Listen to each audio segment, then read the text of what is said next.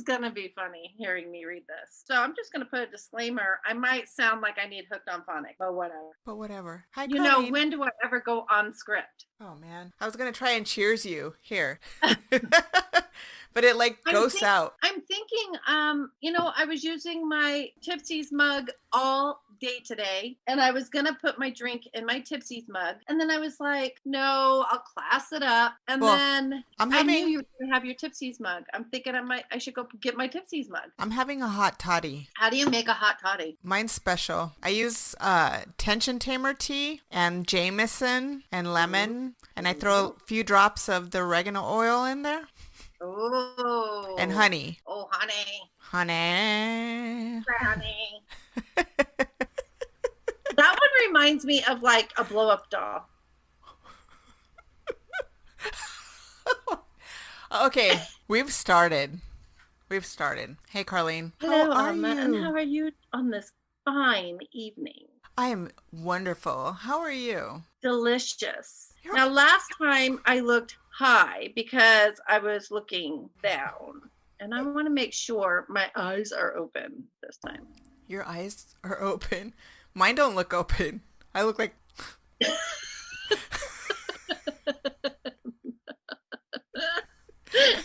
Okay. Are you good? Hi, Alma. Hi. How are you? Yeah. I'm great. Hi. How are you? I'm the surprise face.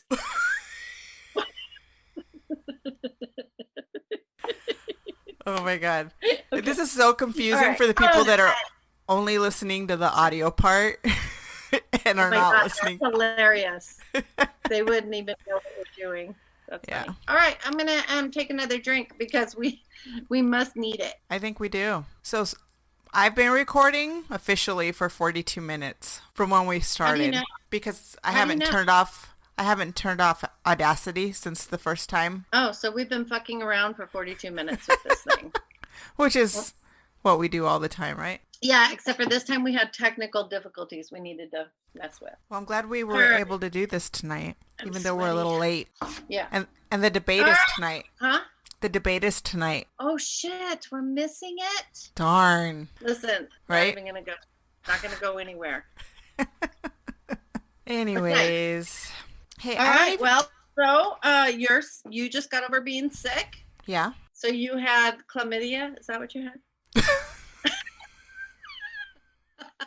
You make my life sound more exciting than it actually is. They were having Wendy Williams was doing her talk show, and she kept. I know Saturday Night Live is going to have a field day. Oh yeah, because she was talking about the president having coronavirus, but she kept calling it different names. Like she was calling it coronavirus. I think it was Kimmel or Fallon, one of them, that were making fun of it, and I was just like, "How is nobody here telling her that's not it?" Or she's just like, "Yeah, it is." It's whatever I want it to be. Exactly. Yeah. Did she call it chlamydia? No, but that's what reminded me of it because she called it something that was like just something made up. Okay. Anyway, yeah. That's why I said chlamydia though, because it reminded me of that story. And they were talking about it last night. So I'm wearing shorts again on my wicker chair, but this time I put a towel on there, so I'm not going to have you need a waffle legs. You need to go order yourself a new chair, write that stuff off on the business expense check. Okay. I should. Yeah. Yeah. Thanks, Albert. One of those it is. You ergonomic chairs. You have to do payroll and stuff on that chair, so you can write it off. Go get it. I should. Yeah, it's an office expense, girl. I mean, I like my chair. I just don't like the way it feels on my back. Yeah. I know why you want me to get a chair, so I can let you sit in the chair. The nice chair.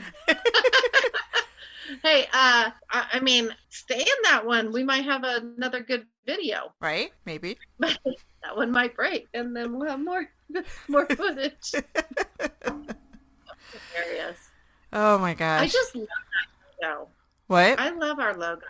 The logo. Me too. I love it. Me too. A show party. Here I am in this, got the Bound Chicken Wow Wow behind me, the boy room. I call this the boy room. The boy room. This was my boy room. Oh. Yeah, it's a little bit under construction. Moved this bed in here that's probably not going to stay. Got to touch up some walls because Aiden hung his big screen on the wall and didn't fix it after he left. Oh, I know how that goes. Yeah, so I still have some stuff in here that the kids say they're going to take. It's whatever. Hey, I can't remember. Did we ever do our September Patreon person? We had a new person. Did we thank them on the last episode? I thought about him today. I was like, I need to call Fred. It was Fred, right? Yeah, Fred said. Yeah, I need to call Fred and tell him thank you. That was thank you, Fred. We appreciate it.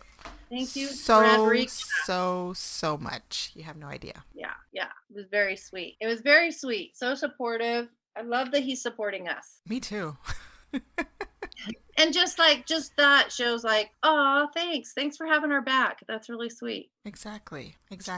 So I just wanted to make sure we did that this time around. And I wanted to tell you, remember the other night you texted me about Lori Vallow? Yeah, but they didn't say anything new on there. No, but you know what they did say that kind of pissed me off was that she's can get up to 10 years. That's it? Yeah. Murder. Well, you know what, though? There are people who are in prison for drug charges, for having marijuana. They have longer sentences than these assholes who have molested children or murdered children. Child abuse, their sentences are less than somebody with drug charges. Facts. That pisses me off. Yeah. That pisses me off. Totally pisses me off. I think if you kill a child, it should be the ultimate price.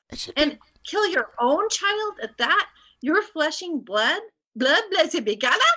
Then you bad timing. So your own fleshing blood. Then that's a whole nother thing. Yeah. That should be quadruple life sentences. I don't want people to die. I want them to spend their life in prison to live it out. Yes. That's the only reason why I don't believe in the whole death penalty, because to me that's the chicken shit way out.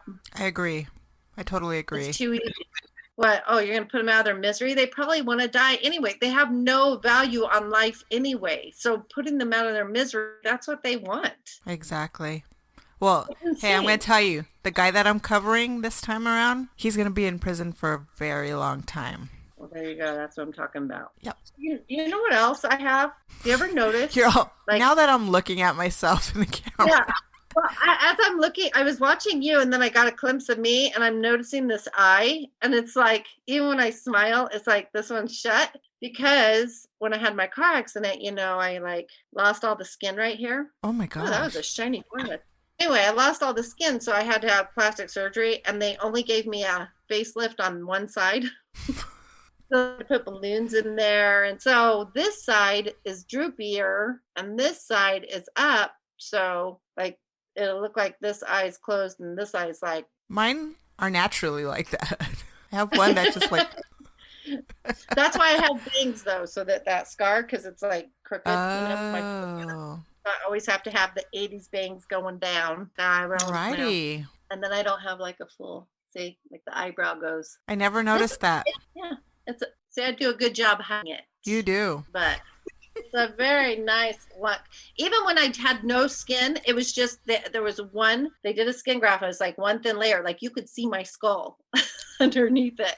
Are you serious? So I had this huge dent underneath and I would just wear a headband, and people never knew. For years, I had to walk around like that. That's crazy. Ugh. All right, just letting everybody know, we're Zooming again because I was sick, and we don't know exactly what I had. So in the abundance of precaution, we're just Zooming. Which, did you hear all that? Zoom. That's her name. Zoom. Because we actually do care about people and each other. Yes, and we do. This shit's real, so we're taking real precautions. Exactly. This shit sucks. Yeah. And the fact that I have had family members, and plenty of them, more of us have had it than not, then it's real. Yeah. And I bet if I was to take video of them and say, how did it feel? Was it like the flu? They would be like, fuck no. Well, what I had this weekend felt like the flu, so I don't know. Yeah. I hope that that's all it was. You know what didn't feel like the flu? Like for Allie, she was like you. Right. She just said that the headache and the aches, were like off the chart, and being exhausted. I don't think mine was off the chart from other times I've been sick, but I haven't been that sick in a while, so yeah, it took me out. Hopefully yours was not. You didn't do the test, right? No, I tried on. Was it Monday? CVS makes you go online. You have to go online first and register, and everyone that I'd be willing to drive to, they were all booked up. So then, yeah, I think that's why Allie was opting for the. She just went to the urgent cares, but she had to find one that did a rapid test. That was Tucson. She had to drive all like far away to find the one that did a rapid test. But I'm sure here we'd be able to find one that did one, but. Yeah. They're not readily, they say like for the college, they're supposed to be available, but I know at her college, I don't believe that they are being truthful. No. Hey. She tested positive twice and they said she tested negative. No, I think that they're trying to keep their numbers down and they're telling, no, you're fine. That wouldn't surprise me. It doesn't surprise me. Oh my God. I could not sleep last night. I just got to share this with you. Okay. I could not sleep last night because I'm on the neighborhood, that neighborhood next door app. Right. And everybody, so I guess right here on Choya at my house, I almost said exactly where. Right here. Right here by my house. Right here by my house on Choya. There was, this guy said, two guys came up to his door. They were trying to break in his house while he's there. So then shortly after, and he's got on his ring, he has photos of them. So I'm looking at the photos, right? Okay. Shortly after that, another person reports, hey, somebody was just at my door. And I'm thinking it could be the same people because we're in the same area. The crazy thing is, right before I pulled that up, I was hearing, because I slept in Allie's room with Ellen, and I could hear, it sounded like somebody was on the side of my house. And like, it's almost like I heard somebody fall against my wall. And I'm like, that was if that was a cat, it was like a big freaking cat. So I had gotten up and checked and I didn't see anything. Obviously I can't see on the side of my house. So I just was like, opened the front door and was listening and didn't hear anything. And then I came in, I was looking up stuff, and there I see these two people just said that. And I was like, well, what if that was those guys trying to come here? And maybe I scared them away because I opened the front door, because I have a security door. So right. It's not like so anyway, maybe I scared them away or whatever. They realized I was home. I don't know, realized I was awake. And so I couldn't sleep all night because then, of course, now all you do is hear noises. Right. So every little thing, I was up. Crazy. I know, right? So then now tonight I'm going to be. You're super paranoid after that. Yeah, I mean, I need to get cameras hooked up out front and back. So then all I have to do is look at the cameras and not have to get out of bed. That would be nice. Yes. You have them inside. I want inside. What good is that? I mean, it does allow outside. me to see. Like, at least I can hear and I can see if somebody's like going past the windows. Right. If I look at it, so that's I do the primary. I don't think I see anybody. But then, of course, I always am like, well, I'm gonna get up and look. But last night when I heard that, I was like, oh, I am getting up and I'm doing a little checkaroony. And the old me, I've been known to get up and actually go outside and check. Like. What an idiot. Like that time my car had started and it was sitting in front of your front yard and Ellie's freaking out because you're going to walk right up to the car. Yeah. I'm like, somebody in there? Like, had somebody been in there and I'm doing this, like, how dumb are you? And Allie's like, Mom. What are you doing? Okay. I'm like, just be ready to call the police if they shoot me.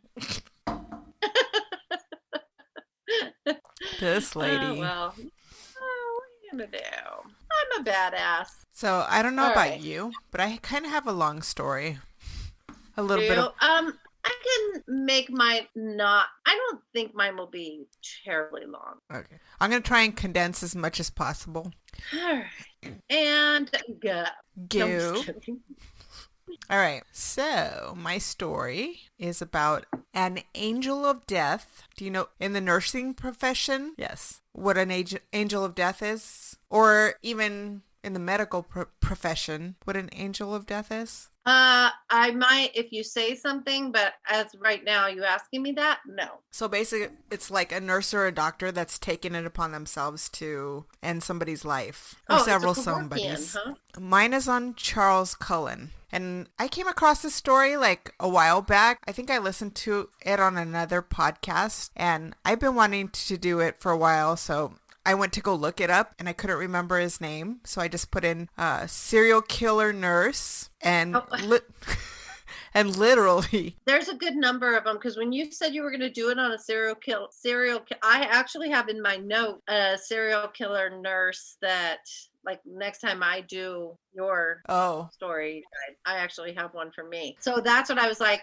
I'm not going to say anything. I'm going to see if she does the same one or if she has her one. Well, but you have a different one. So like the first thing that pops up is like this article that says 17 serial killer nurses who murdered patients. And then like a little further down, it was like 20 killer nurses. And so I like start clicking on them because I'm trying to see if any of the stories match up what I recall. And all of these stories are like across the world, across time, like it's a thing. And I was like, what the fuck?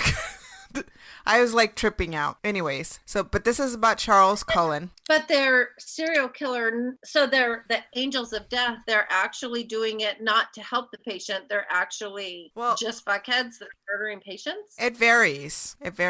I mean, some of them are like, they think that they're helping the patient. Some of them are just like serial killers and they just want to watch people die. It's like a control thing. And in his case, you'll find out as I get further in this story. I'm intrigued. Wait a minute. Wait. I think we should do something real quick. Okay.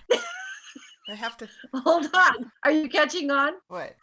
The pinky. My freaking finger disappears. Oh, there it is. Okay. Yeah, this is my favorite thing. This, right? My floating finger. The first time I saw it, you just had it up and you were doing it. And I'm like, she doesn't drink like that. And then you do another drink and you're holding it like this. And then all of a sudden the pinky starts floating up. And I'm like, she must be feeling good because she doesn't do that. No, that's her Eva. That's the Eva coming out. Yep. I love that I the fancy finger. That was the most hilarious thing. The fancy pinky finger. We should post that. I think people need to see that. All right. So you guys are going to have to forgive us because, like I said, we're on Zoom and we're having all kinds of, not computer, but internet issues. So technical difficulties. Nothing but technical difficulties. All right. Okay. So I got a lot of the information from a book by Charles Graeber, The Good Nurse. Which that's a book. It was really good. And you know what's funny? Oh, you read it? I have it on Audible, but I didn't realize I had like went and picked a bunch of stories on Audible. I was like, oh, that looks like a good story, but I hadn't gotten to it yet. So then I picked this story and then I started reading it. And then a lot of people that had blogs or articles about it referenced this. And I was like, why does that sound familiar? So I went through my library of books in Audible and I was like, are you kidding me? I have this freaking book. So I decided to listen to it. So anyways, the funny thing is. So you hadn't listened to it before. No, not yet. You just had it. I just happened to have it. And the funny thing is, so we were supposed to record on Friday, but all I had was my basic information that I got off the internet. And so since I was sick, like literally all of Saturday and most of Sunday, I listened to this whole book. It's like, I think it was like 13 hours of listening. So yeah, which is a big thing for me because that's not the kind of book I like. I don't like true stories like that. I'm not a big true story person. Like I like fantasy novels. I like Game of Thrones. I like Outlander. Like I love my fantasy stuff. So I was surprised that I like this book. Does Audible you have to have a membership? You do, but you know what? I'll send you the thing for this. I'll send you a link because once you're done with the book, it lets you send a link to your friends and then you get a freebie. Oh, nice. So, and then like You pay a monthly service, and Albert has this. I'm using his Audible. We're sharing an Audible. So every month you get a token or whatever. You get a point, and you can use that towards books. And which there's a lot of books that you only need one. So yeah, I've never done any of those things. I didn't know if I was gonna like this because I'm a very I have to feel the book, I have to touch the book, I have to see the book, and I'm even weird about reading reading them online. And I like to keep. Like to keep them. I like to have them out. Yeah. Even on Kindle or whatever or Nook, I still like having physical books. So. But I haven't been able to read in a while because I've just been so scattered and so busy and had my hand in so many different projects, pots, whatever you want to call it. So anyways, this is, a couple months ago, Albert's like, hey, try this. So I ordered a book and I was like, hell yeah, I can get back to my reading, my regularly scheduled programming. Yeah. Anyways, I definitely have a delay and I can feel it. So if I sound choppy, it's because I'm getting this. Is it? Mm-hmm. A little? Yeah. It's because I hear myself and then it makes me stop. Anyways, all right, I'm going to go ahead and go forward with this. So anyways, The Good Nurse. And so the version I'm giving of this is obviously going to be super condensed for our purposes of time. So if you want to know more about this, I definitely recommend you going to read that book. It's by Charles Graeber. And I might even put up the link, give you guys my link. Yeah. So, and I'll put that up on YouTube. Oh, there you go. And the links. So anyways, and the rest of my info I got from Wikipedia and Murderpedia.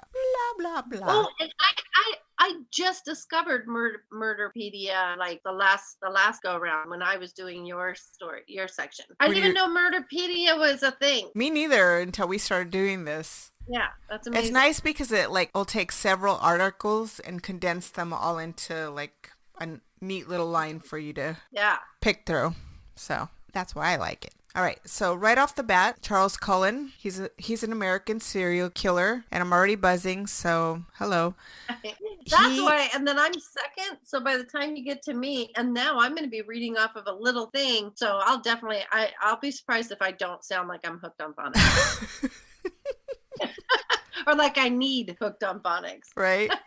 Okay, so he, at the end of everything, he ends up confessing to about killing 40 different patients. And experts out there think that it could be up to 400 patients over the course of 16 years. 16 years. So he might be, What? What do you think? What do you think? I think probably the bigger number is closer.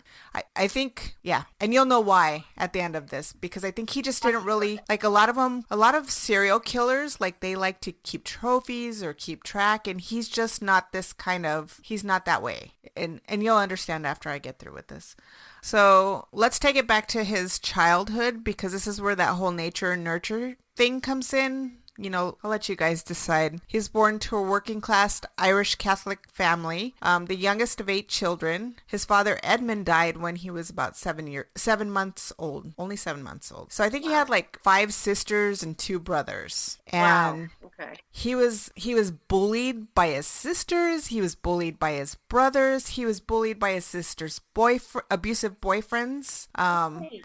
It was a very dysfunctional family. He was bullied in school. He was just that kid that just, instead of being protected by your was he the baby? He was the baby. He was the last of 8. Usually the baby they're all protective over. Yeah. And the baby is they take care of him, but that wasn't the case. That was not the case. So, that being the case, he made his first attempt at suicide when I think he was 9 or 8 years old, using a chemistry set he got for Christmas. All right. So, the whole suicide thing, that becomes a pattern through his whole life. Are you okay? Sorry. Now I hear things. Okay, so go ahead. That became a pattern through his whole life.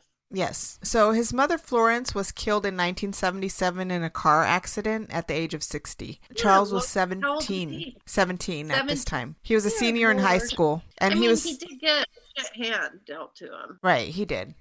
He did. So, and the worst part of this is that they didn't even let him claim a body. They cremated her. They claimed that they cremated her when he went to go see her. He didn't even get to see his dead mom, like have that closure. Yeah. Yeah, that's bullshit. Yeah, so that was his first encounter with death and his first encounter with the hospital system. And he ends up in the hospital. Oh my God, what is wrong with me? Hospital? Girl, how much? The hospital. How much have we had? Oh my God, I don't know. All right. I went to the hospital system. Ossifer, stop. I'm not drunk. All right, so he dropped out of high school and then he ends up in the Navy in 1978. He was assigned to the Submarine Corps and served aboard the ballistic missile sub USS Woodrow Wilson. He rose to the rank of petty officer, 3rd class, as part of the team that operated the ship's Poseidon missiles, and then he was also hazed relentlessly. God sakes. It's like he just gave off this aura that attracted that. Sometimes when people are raped, they're susceptible to getting raped again. And I wonder if that's like something with him. I think he just must have been walking around with his I'm vulnerable tattooed on him, or like, because abusers are very much attracted to people like that are, I was that doormat that people were attracted to. Well, it sounds like that. They beat me up. From like interviews with him and from the book, and 60 Minutes even did an interview with them. It just sounds like he has that poor me complex. Like, well, that's my life. That's my life. Those are the cards I've been dealt. Yeah. Like, I just have the worst life. Like, it's like he internalizes it. He's a victim.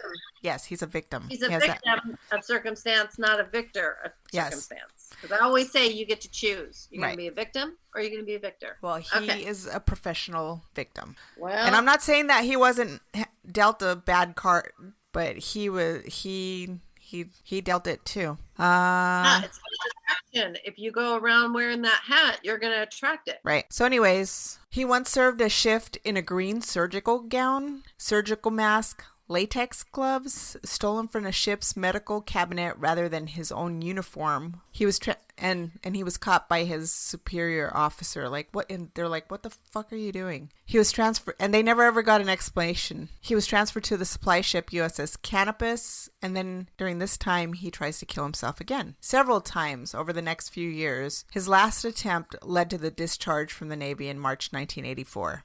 And when he was discharged... Is he legitimately trying to kill himself, or is he killing himself but not really just trying to get a little rise out of people? It sounds to me that he is trying to get sympathy, get a rise out of people. And I'm going to let you be the judge of that after you hear a few of these. Because, so when he's discharged from the Navy, you know, like whether you're sane or you're not sane, like whether you've had like bad experiences or whatever, you have to go through talk to a counselor or whatever. Like it's kind of like that last interview before you leave. So anyways, this counselor was like, so I don't think this is for you. I don't think this is, I think maybe you should focus on something else, maybe a medical career, maybe nursing. So he does. Thanks. Thanks, guys. That's probably exactly what he wanted to hear. So he does. He attends Mountainside School of Nursing and got his first job at St. Barnabas Medical Center in Livingston, New Jersey in 1987. This is pretty recent. Yeah, another recent one. And he's still alive. He's still like suffering in the jail system. All right. Oh, wow. So during this time, he meets and marries his first wife, or his only wife. Well, no. Yeah. Adrienne Taub, a computer programmer and soon to be mother of his two daughters. However, his wife started to know some of the changes in his husband after he started working at St. Barnabas, and he starts treating her kind of like he would treat a patient, gets very clinical with her, and then she suspects that he's abusing their two Yorkies, beating them, leaving them tied up outside until their neighbors complain. And then one day, one of the dogs disappears. What's he gonna do to you? I know. So one of the Yorkies disappears and he acts like he doesn't know anything about it. He's pretty much, this is what I got from the book. He tells his explanation to her is like, I don't know what happened to the dog. I took a walk. I left the door open, cracked open a little. Meanwhile, he's watching their infant child. And she's like, you took a walk? Where was the baby? In the crib. Oh, and she's like, wait, what? You took a walk? You don't know what happened. Like, it was all very suspicious. So this raised two suspicions with her. Like, she thought maybe he did something to the dog. And also, she was suspicious that he was giving a liquid babysitter to the dog, like putting to the baby to keep the baby asleep while he did whatever he wanted. So that didn't last long. They end up divorcing after a while. So I wonder if he saw his kids after that. I think at some point, like, she got full custody of them. Yeah. And you'll understand why. Okay, so at St. Barnabas, almost immediately, his first patient is Judge John W. Yango Sr. He had been admitted to St. Barnabas Medical Center suffering from an allergic reaction to a blood thinning drug. And I don't know, I heard it on something else that it wasn't a blood thinning drug. I heard that he was in there for like a sunburn. So I don't know. So he worked in the burn unit when he was at St. Barnabas when he first started there. So he ends up administering a lethal dose of medication intravenously on June 11th, 1988. To a judge. Yep. So that was his first person that he killed. Unfreaking believable. Right. So eventually he would admit to killing 11 patients at St. Barnabas, including an AIDS patient who died after being given this is who he is admitting, who he remembers, like by name. And I'll tell you why. I'll expound on that. So including an AIDS patient who died after being given an overdose of insulin. He quit in January of 1992. So this was 1988 to 1992.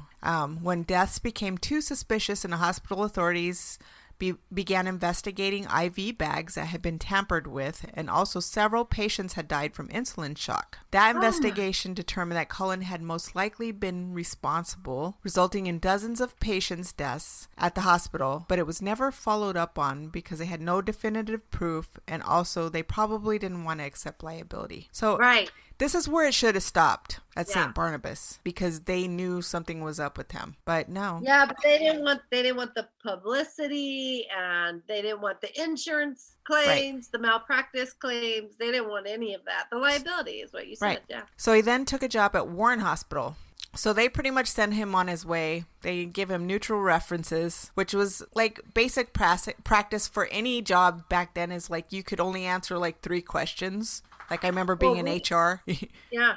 Very basic. We have to verify employment. Yeah. And the length and all that. And you couldn't say if it was bad or good. Yeah. I would always just tell people, well, listen to my tone.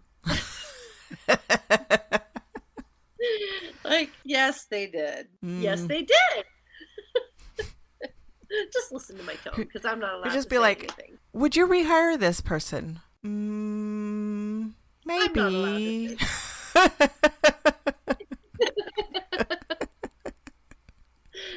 Oh, yeah.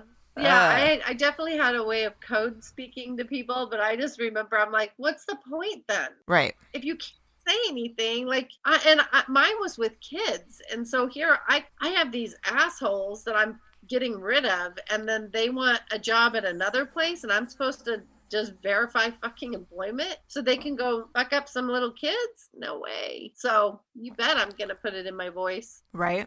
All right. So, yeah, he leaves St. Barnabas. He goes on to Warren Hospital in Phillipsburg, where he murdered 3 elderly women with overdoses of heart medication called digoxin. Yeah. Basically, I guess they call it dig.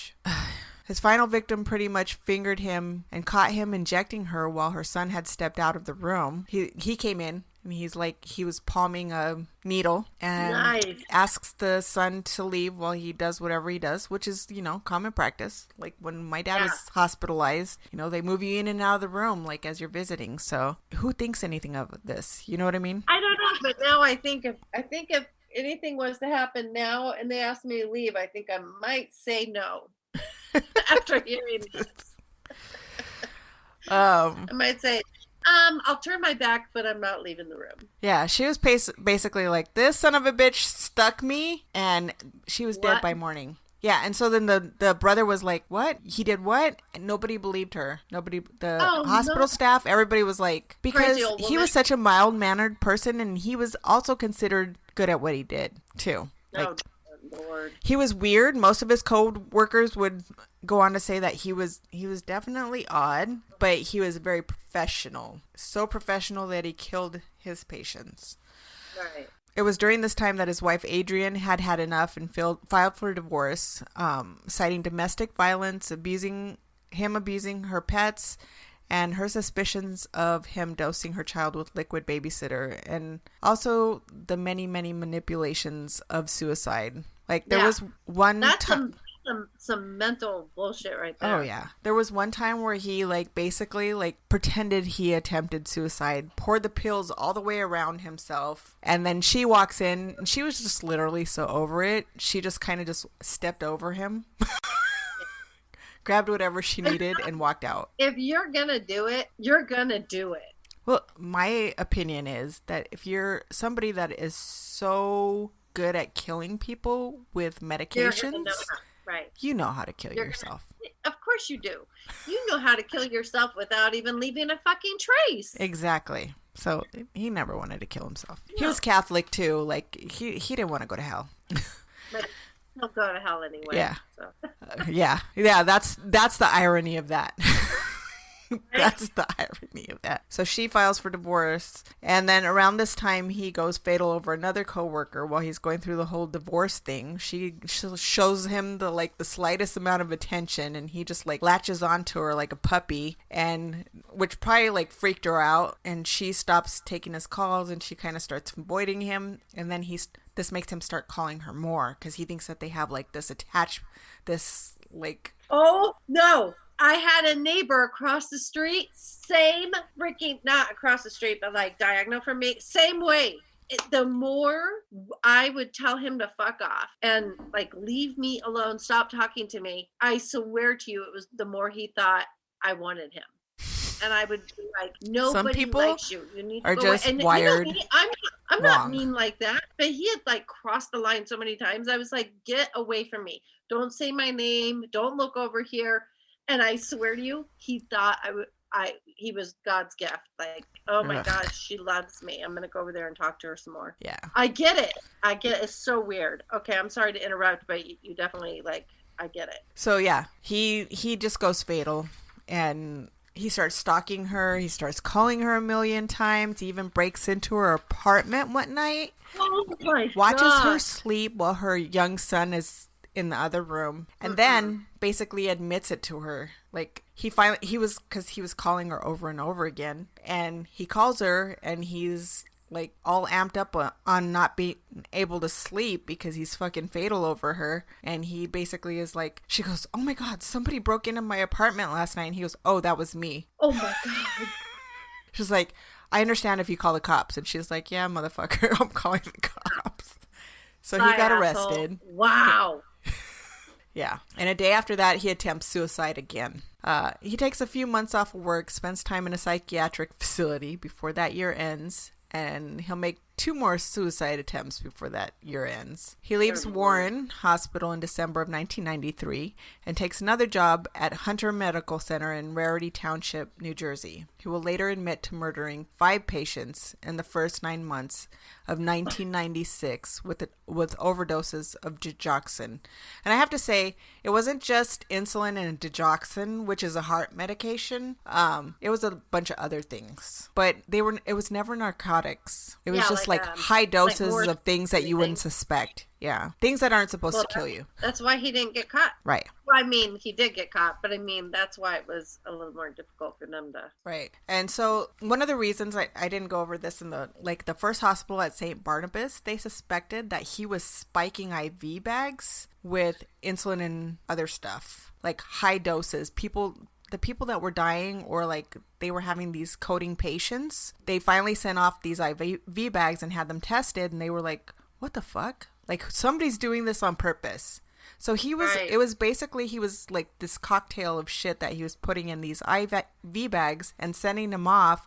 And so who knows how many people that he doesn't remember because of the way he was doing this. I wonder if it's his sick way. You know how people project their bullshit onto you all the time? You know, like people project their stuff out there all the time. I wonder if he's like projecting his thoughts of suicide onto them. Like, do you understand? Like, it's not just murder, but because he wants to commit suicide, but not really. So he's projecting that he's putting these people out of misery.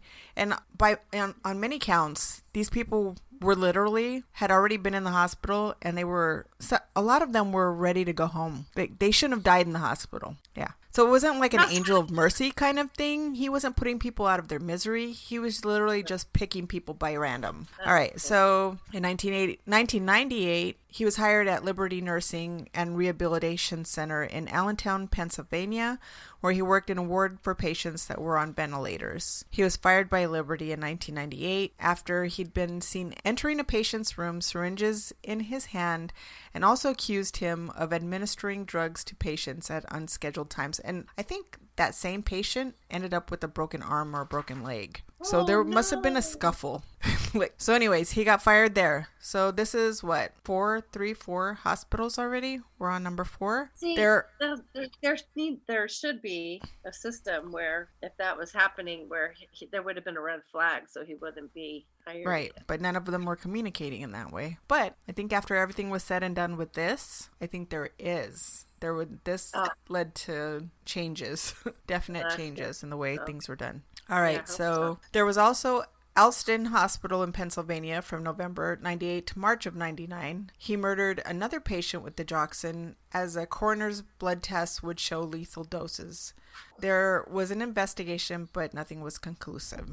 Cullen would continue to find work because there was a nationwide shortage, and he slipped from hospital to hospital because there were no reporting mechanisms available at that time that identified nurses with mental health issues or other employment issues. I mean, he'd spent time in a psychiatric ward several times during this. There was Lehigh Valley in Pennsylvania where he murdered and also an attempted murder on somebody else, and then he resigned there. He took a job at St. Luke's in Bethlehem, Pennsylvania, working in the cardiac care unit, where he would murder 5 more patients and 2 more attempts. In 2000, he tries to commit suicide again. Of course he does. At St. Luke's, a nurse happened to find vials of unused medication in a disposal bin.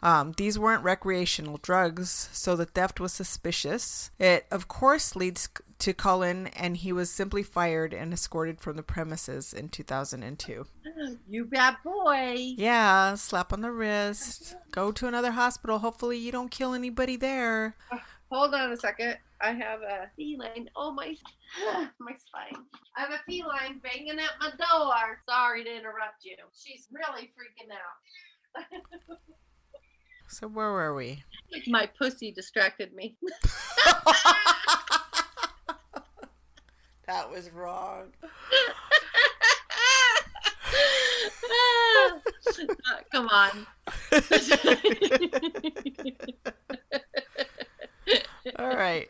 So then 7 St. Luke's nurses so this was still at St. Luke's. 7 nurses who worked with Cullen later met with the Lehigh County District Attorney to alert the authorities their suspicions. I think they took it to the hospital, and the hospital was like, we don't want to touch this. So they went to the district attorney themselves, and this was in Pennsylvania, to alert the authorities that their suspicions that Cullen had used drugs to kill patients. They pointed out that between June 2000 and June 2002, Cullen had worked 20% of the hours on his unit, but was present nearly 2/3 of the deaths. But investigators never looked into Cullen's past, and the case was dropped 9 months later for lack of evidence.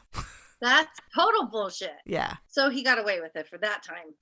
Again, he just continues to get away with it. Which is why he continues to do it. Right. And why so many people were killed. Exactly. Sorry, this cat is, I don't know why she's being so weird. She's climbing, she never does this. Shadow. She's like, where'd that come from? She's sniffing everything. Oh, you know why? Connor and Leslie's, but no, she could smell the dogs out there. Huh. I see her tail. Yeah. I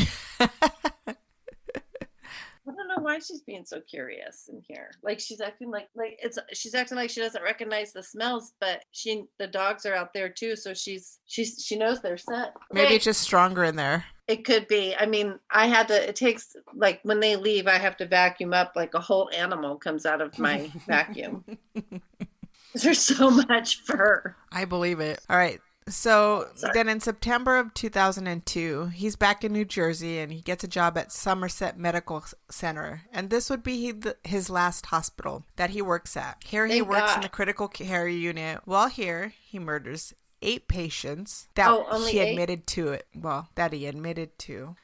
That he recalls, and makes attempts on one other from September to June. Oh my God. That was not a coherent thought that I typed out. While here, he murders 8 patients, makes several more attempts on another from September to June. He is using his usual insulin and digoxin. The hospital was suspicious. Going to the old safe bet. Yep. The hospital was suspicious after finding spikes of dig in blood work of patients that had died suspiciously. So they ended up consulting the New Jersey Poison Information and Education System. So just a little out of the book here. They have one of the pharmacist nurses, I think, call the poison control. So she's basically just trying to figure like what kind of dosage it would take to kill somebody. Oh, okay. I understand. And so the guy on the other end, he's a smart guy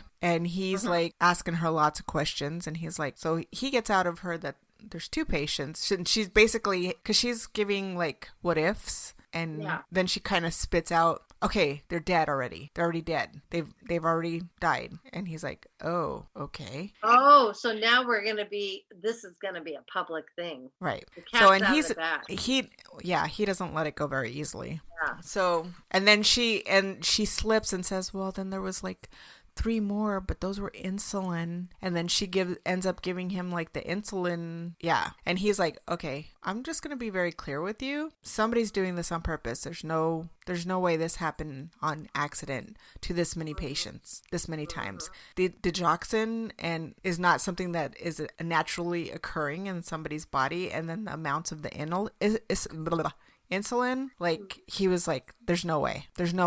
And he's just trying to get it through to her.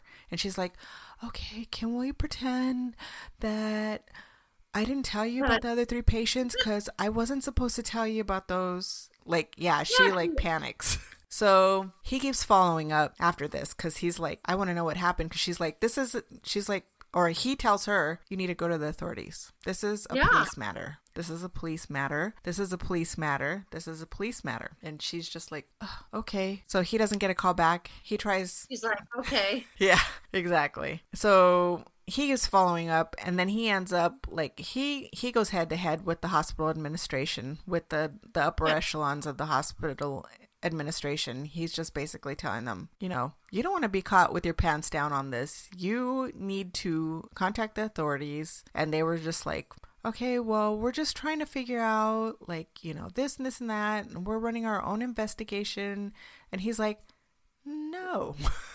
So, oh God, please tell me he did something. So that was July of 2003. They didn't. Not until October of 2003, after they had conducted their own investigation, but then another patient dies. Oh, well. Under suspicious. And I'm sure there was several more, because during this time, there's 5 more patients that die suspiciously that he admits to. Yeah. So, yeah. Another patient dies mysteriously of low blood sugar, and so another insulin. New Jersey homicide detectives Dan Baldwin and Tim Braun are pretty much handed a murder mystery when in fact the hospital already had their suspicions. They handed the detectives very little information other than the fact that several patients died and some of the documents that they gave him. I mean, it was like they're like, this is it? What is this? What are we supposed to do with this? And not to mention that they're... And they kept that guy working there? Yeah, he was at this time, he's still working there. And so you know anyways, what? That makes them guilty by association. They're accomplices. They know what's going on. So to me, they're accomplices. Well, and the worst part was, I mean, it's all worse, but one of the detectives says, what is this Charles Cullen thing? There was like it was like an attorney write-up, something, and they're like, oh, that didn't go anywhere. And they're like, do you guys suspect him? And they're like, oh, no. And they're like, okay, well, where do you want us to start? Do you guys have anybody that you suspect? And they name this other nurse who happens to be making trouble for the nurses union. Oh my God, that's so dirty. So they send them on a wild goose chase, and this guy, like, there's nothing they can find on that guy. And so, just by chance, they're like, pick up the whole Cullen thing and just, they're like, what is it going to hurt? And they start tracing things, and they end up going down the rabbit hole with all these hospitals, and they're like, holy shit, this is the guy. But they didn't have any. Damn. And so they go back to the hospital, and the hospital's like, no, it's not him, blah, blah, blah. Like, they're like acting like they don't. And they're like, okay, so they basically had these medical drawers called Pyxis that were electronic, that you had to go put a code in the patient's name and your information before you checked out any drugs. And they handed him a report, like a small report, whatever, because they were like, we need to know all the way back to such and such a time. And they're like, oh no, because it only gives you 30 days worth of information, and it scrubs anything before that. This is what they told him, which was total bullshit. They'll come to find out. Right. Because later on, one of the detectives, when they're like feeling like they hit a dead end, he ends up calling the Pyxis company, like a representative, and he was like, we're doing a murder investigation. We're just trying to figure out, like, he's basically like, I know it only keeps 30 days worth of information, but there is any way, like, like on a phone, like you can go back, get information that's supposedly deleted. And the guy's just on the other line like, what are you talking about? It keeps everything. It doesn't erase any information. Yeah. So he's pissed. Yeah. So anyways, this kind of sets him at odds with the hospital, because they're like, wait, I thought we were on the same team, but apparently not, because the hospital's covering their own ass, because they know. So they don't want to be paying out any money. They don't. Yeah. Doesn't it make you wonder, just from this, like how many other things have been covered up, or how much other shit do they not tell people? It's very suspicious. Like, it makes me wonder a lot. I mean, they're basically an institution. So like other institutions, like schools or police departments or government, any kind of government, they're like in a closed ranks. So anyways, Charles Cullen becomes their main suspect. And then the hospital fires Cullen on October 31st, 2003, citing that he had lied on his employment application. At this point, they're covering their ass. They're like, okay, we gotta let him go. Yeah. But meanwhile, he's killed 5 more people. Right. So detectives Baldwin and Braun soon recruited Cullen's good friend, who happened to be a nurse that worked alongside him at Somerset. Her name was Amy Lauren. It's always an Amy. It's always the nurse Amy. Yeah, Nurse Amy. So at first she's like pissed, because she's made a connection with him. She thinks he's the sweetest guy. She thinks he's a great nurse. They've worked alongside each other for like 18 months. And so she's pissed. She thinks that and plus he's fed her all these stories of, my life is shit. People pick up me. Like, he's kind of made it sound like every place he's ever worked at, they always pick on him. If something bad happens, he's always blamed for it. And so she thinks, oh, here we go again, something bad, and he's getting blamed for it. Exactly. It's exactly what she thinks. Yeah. So she's pissed. So they have several interviews with all the nurses, like, that have worked with them or on the floor, like, that were on duty during all these suspicious deaths. And of course, they have HR in the room the whole time, so that they weren't getting anywhere with any of these people, because I think they were afraid. They kept on looking at the HR person like, can I answer this question? Can I answer this question? Like, it was, they were getting nowhere. So anyways, they end up interviewing with her, and the HR lady ends up walking out of the room. I don't know why, but they took a chance on her, and then like kind of slipped her. I think it was the Pyxis report, where because they finally went and said, we want all the reports and we want them now. Wow, and, finally, gross. Yeah. So they show them the main report that, like, they're like, okay. And she looks at it and she's like, what the fuck is this? And it was in that moment she just knew like he had to have something to do with it because it just didn't make any sense. So she starts helping them. She's pretty much like their confidential informant. She's basically like not only like the liaison between Charlie, because she's keeping her lines of communication, which make her sick, that she, because now she knows this, and now she's like, this is disgusting. Well, yeah, because now she's like, it's disgusting, but also disgusting because she was friends with him. She was probably a confidant. She probably used him as her confidant. They probably did it. No, I don't think so. This time he had a girlfriend. I think it was just one of those platonic relationships where he just kind of got her and she thought she got him. I think she was confused because she thought she was a person that was perceptive of other people, like that she had a good bullshit detector, and it made her angry that he got past that. So and defended him, and then it makes you feel like an idiot for defending them. Exactly. So anyways, so she basically like she's key and very instrumental in getting a lot of the information and decoding a lot of the information from the hospital's medical system, like their EMR, and she figures a bunch of stuff out. She deciphers the hospital's computer system for tracking patients called Cerner, and she also helps them understand more like the whole Pyxis reports, because I mean they were police officers, this wasn't their world, so a lot of that stuff was Greek to them. So she ends up helping them figure out how frequently he was logging in his personal information to withdraw Tylenol, which was something the nurses did on,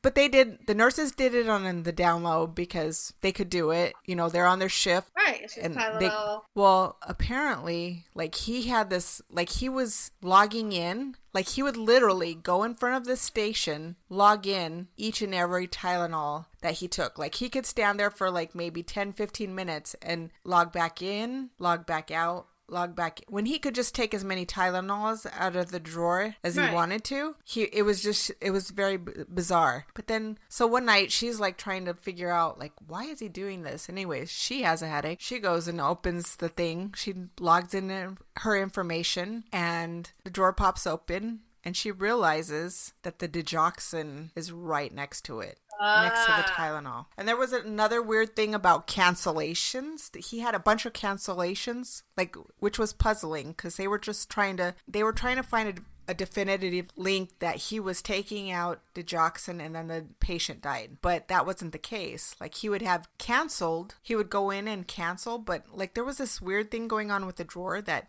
even if you would go in, put in the information, cancel the order, the drawer would still pop open. So it was like an honor system. Of course, you would just shut the drawer if you're a normal person, right? He wasn't a normal person. So he must have figured this out a long time ago. So it would look like he never took anything out. Interesting. Yeah. I want to know, that's at that hospital. I want to know how we got away with it at the other hospitals. Yeah. I think this is the only one that had the Pyxis system. Yeah. Because this is the only one I recall in the book them really talking about it. I think a lot of them had it like would have like a locker or like a room where they had things locked away in. Yeah. Yeah. So let's see. All right. So eventually he gets arrested on 1 count of murder and 1 count of attempted murder on December 14th, 2003. So this is what they could definitely pin on him. On 1 count and 1 count. Well, yeah, because so what they had, 1 count murder. what they had absolute evidence on and what they could get him on. And at this point, he was trying to get another job. So they just wanted to hurry up and get him off the streets. They wanted, before he gets hired. I just spit all over myself. Yeah. Before he gets hired somewhere else and then moves on to another. Okay. Yeah. And I didn't tell you that, like, at some point they go and interview the poison control guy. God, I wish I wrote his name. It was Marcus is his last name, or Marcus is his first name. But when they come in to interview him, he's like, I was expecting you like 6 months ago. He's like, you're late. So that was interesting. It was a really good book. It's a really good book. I wonder if they're going to make a movie about it. They are. They have one in the works. Yeah. And then there's actually a Netflix special out there, but it's like on a bunch of different Angels of Death. But he's also in there. I didn't watch it. I did watch the 60 Minutes interview, and it was basically them interviewing him. So it was like him talking. Yeah. And he's just... Is he working? He just seems like this normal... He doesn't seem like a serial killer. Like, not what you'd imagine, but... He's off. Is he skinny? Huh, he's skinny. Is he tall? I think he's tall. He's probably tall and lanky. Does he have a good amount of hair, or is he balding? No, he's not balding, but just real thin, greasy looking hair. Yeah. Gray hair. Yeah.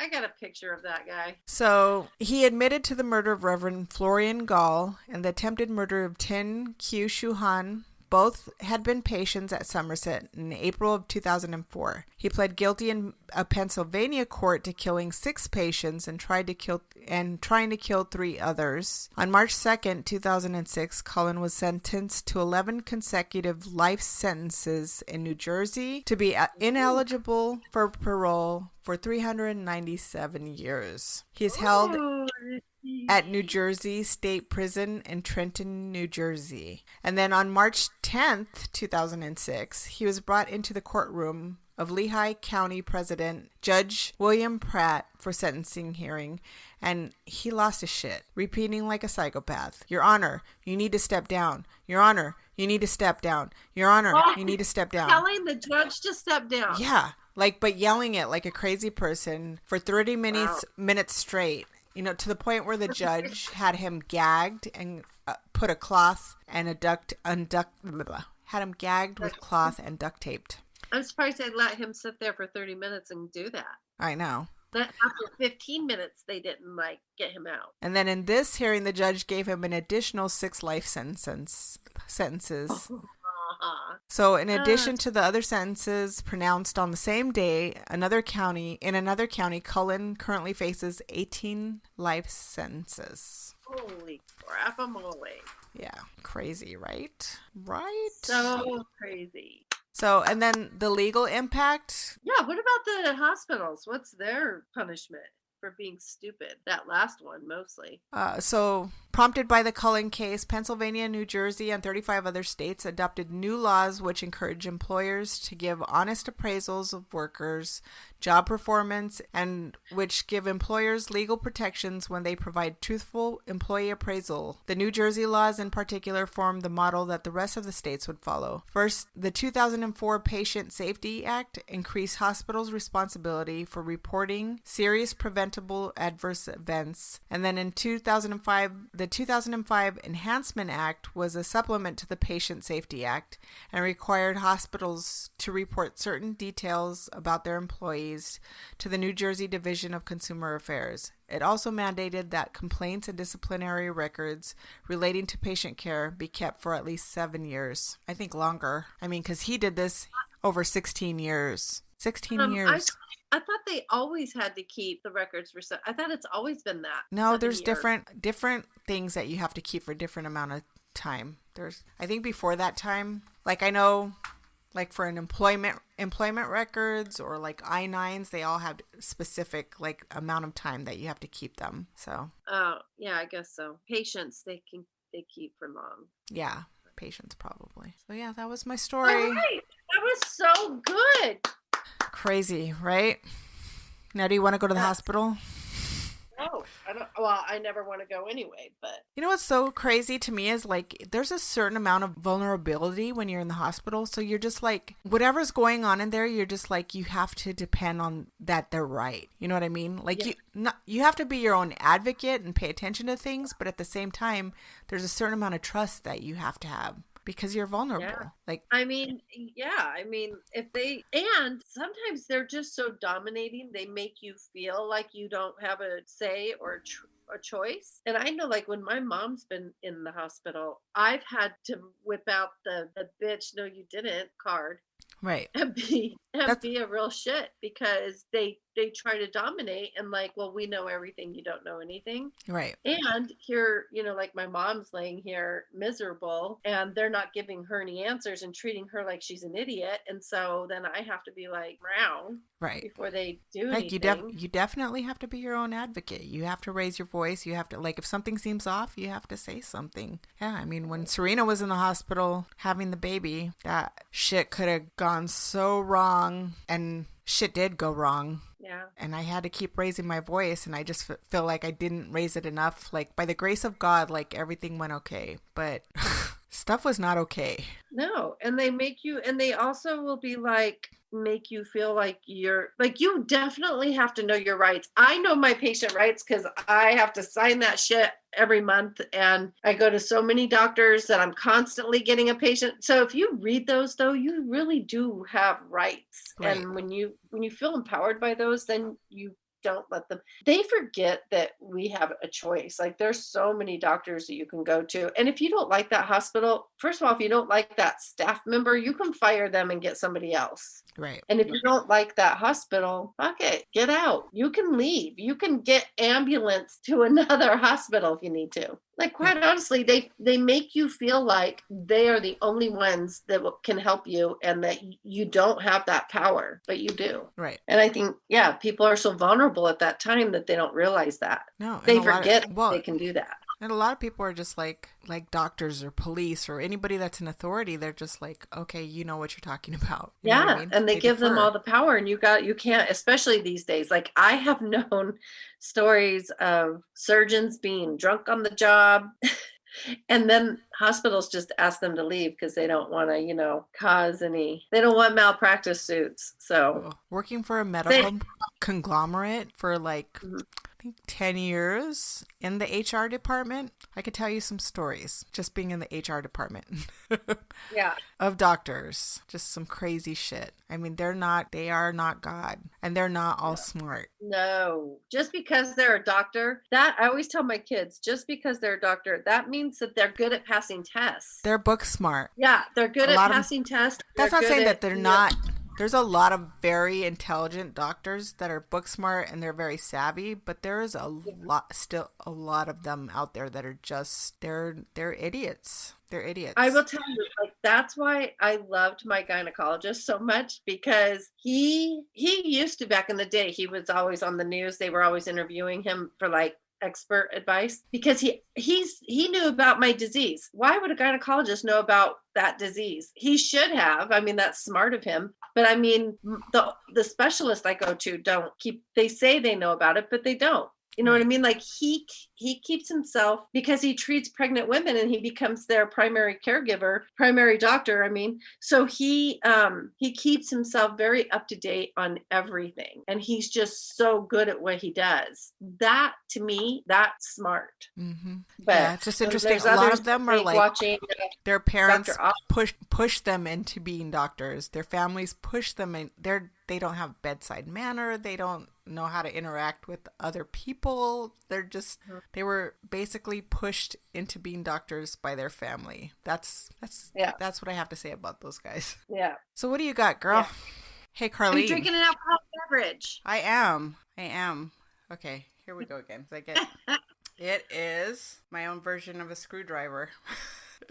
That's interesting. I almost had vodka, but then I was going to put it in Mountain Dew and see how it would taste. And then I decided I'll just open the wine because that'll help me sleep. I have pineapple juice and Sunny D. Because it's full of vitamins. So I'm getting vitamins and I'm getting a buzz.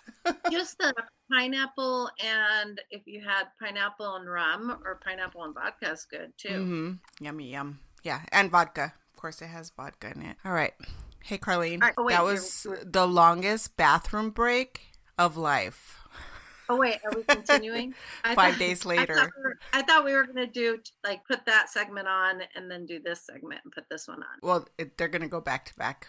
So it's going to be you. It's just a continuation, but it's your story now. Okay, well, I have had an eventful one day. What happened? Okay, I'm going to send you the video of my security footage because it's so hilarious. Okay. But you know how pigeons get caught in my chimney? Mm-hmm. And then it takes them like 5 days, and then they come into the fireplace, and then I have to get somebody to help me get it out because I'm not going to. And then we set it free. And then it goes back and ends up doing it again. So Aiden's sweet friend, Brent, texted me yesterday morning, and I'm in tons of pain because I did yard work 2 days in a row. Thank you to your husband and the chainsaw. Oh, yay. And so I was like, yeah, definitely come over. I'm not going to turn that away. So we did the yard work.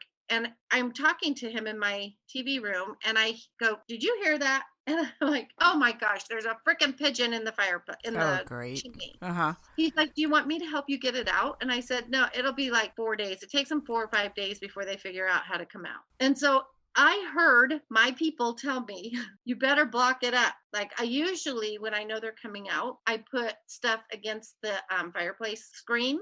Mm-hmm. So that then they're kind of like caged up until I figure out how to get them out of the fireplace. Okay. And then I'll sneak a little water in there to hydrate them, and then they're healthy to go on their way so they don't get eaten by cats. But I heard my people tell me, block that shit up. And I was like, that's me telling me, obviously I didn't realize it was them. Okay. And I don't listen, because that's who humans are. We don't listen. Right. And so I was like, okay, I will. I have a couple days. So I'm in tons of pain. I'm chilling out, relaxing, hadn't even taken a shower yet. And all of a sudden, total chaos breaks loose in my nice, pretty front room. What? And the cat is now running around chasing this giant pigeon. Oh my God.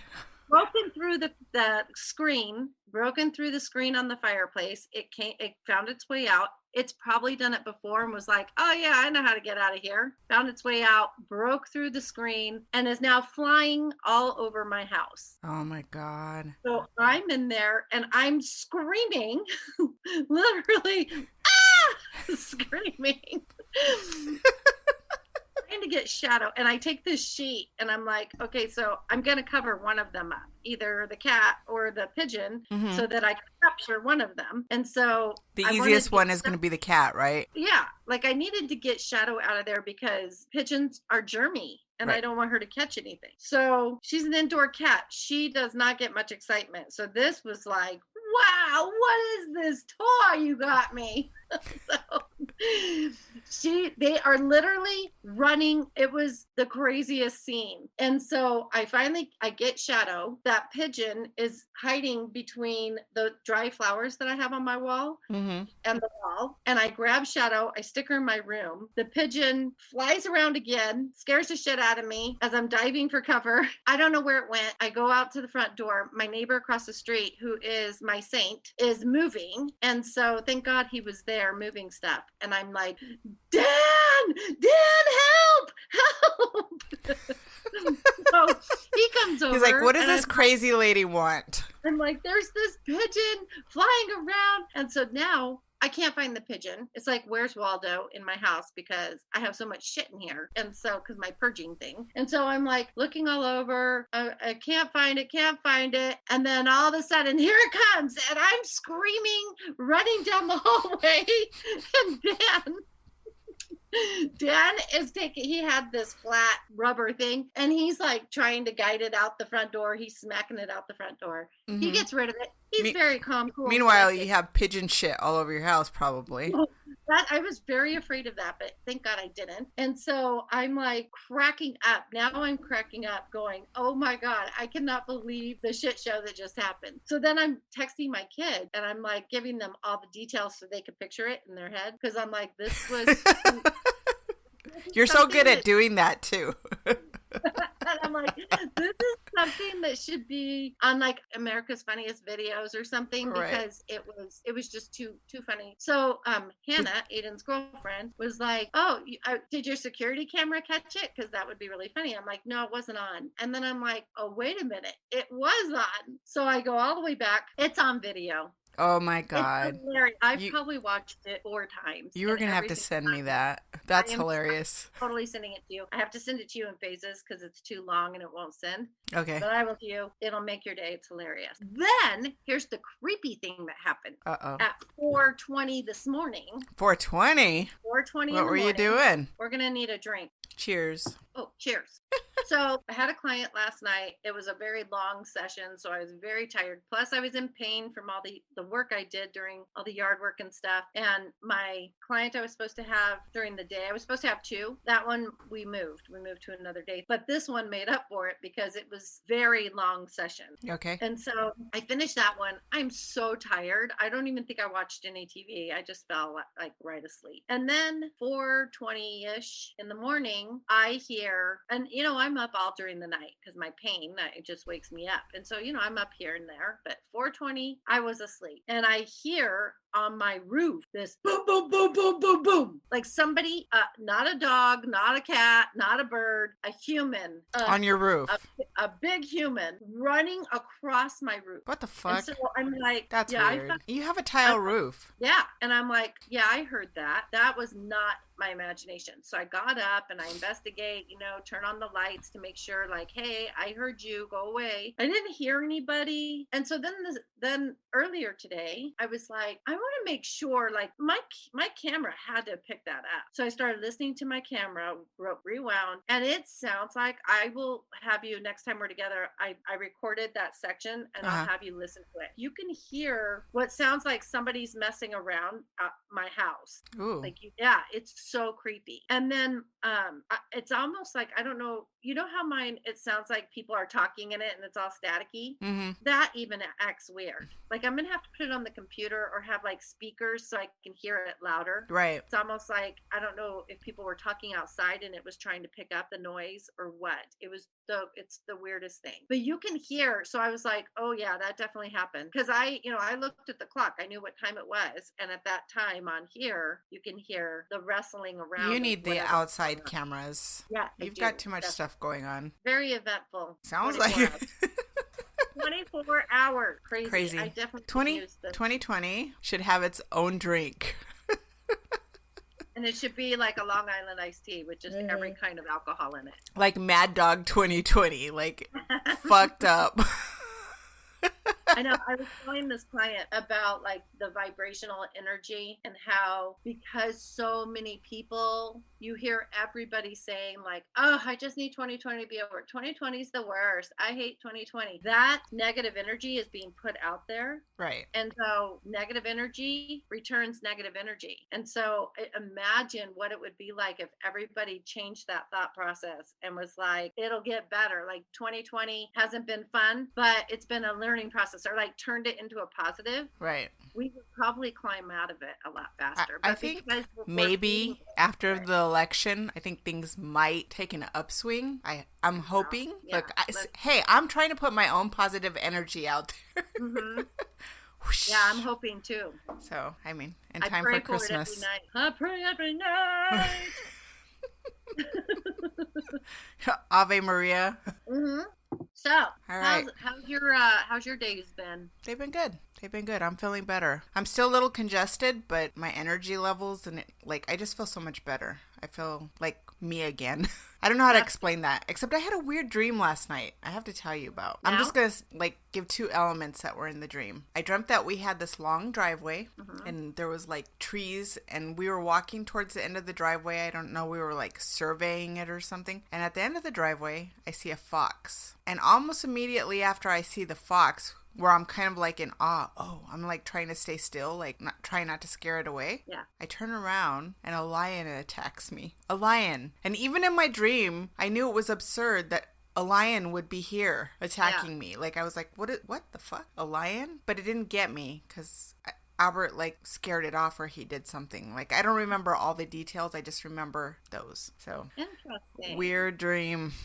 Wonder what those symbolize. What is the lion symbolizing in your subconscious? Cunning. I looked that up. It could be a couple of things, but. And sometimes when you have animals in your dreams, they're your spirit animals. Really? Yeah, but I actually feel like that lion was symbolizing something of your subconscious. That's what it feels like to me. Well, I did look up lion attack in a dream. And it's not good. And it's what? It's not good. Yeah. Throw it at me. What's it say? Oh my gosh. Okay, I have to look it up again. Hold on. Okay. All right, this one's different. So I must have typed it in the search different. It says, when you see a lion attack in your dream, in your sleep, it symbolizes assertiveness, strength, power, and courage. At the same time, a lion can represent a predatory feeling that you might be harboring deep within you, like aggression that you end up directing to those around you. Well, and that makes sense with the times that we're in. Right. Like, I don't think it necessarily has to mean the people around you. I think it can mean me watching the news. The news. Yeah. Screaming at the news.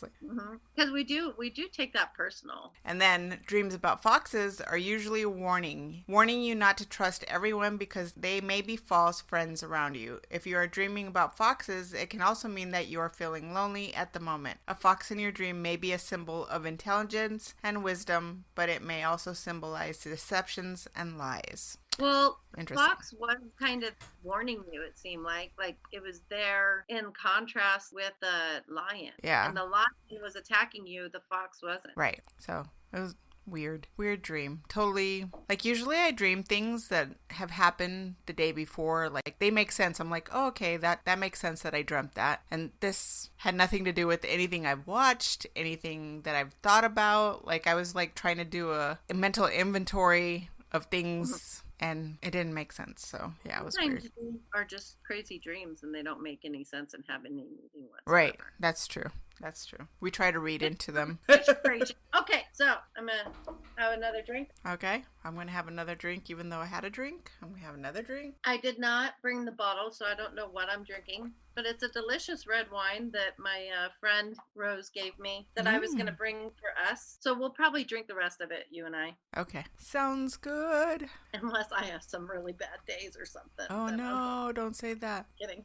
I won't. I don't have bad days. I am doing my story on Pennhurst Asylum. Yay. Actually, Pennhurst State School and Hospital. How weird is that? A school and a hospital together. That is weird. I'll talk about my resources after. I think last time I was doing it on the beginning, but I'm going to do this one after, I think. Before you get into it, I just want to explain to viewers that are wondering what happened. Why we changed clothes? Yeah, why we changed clothes, everything. I took a few showers.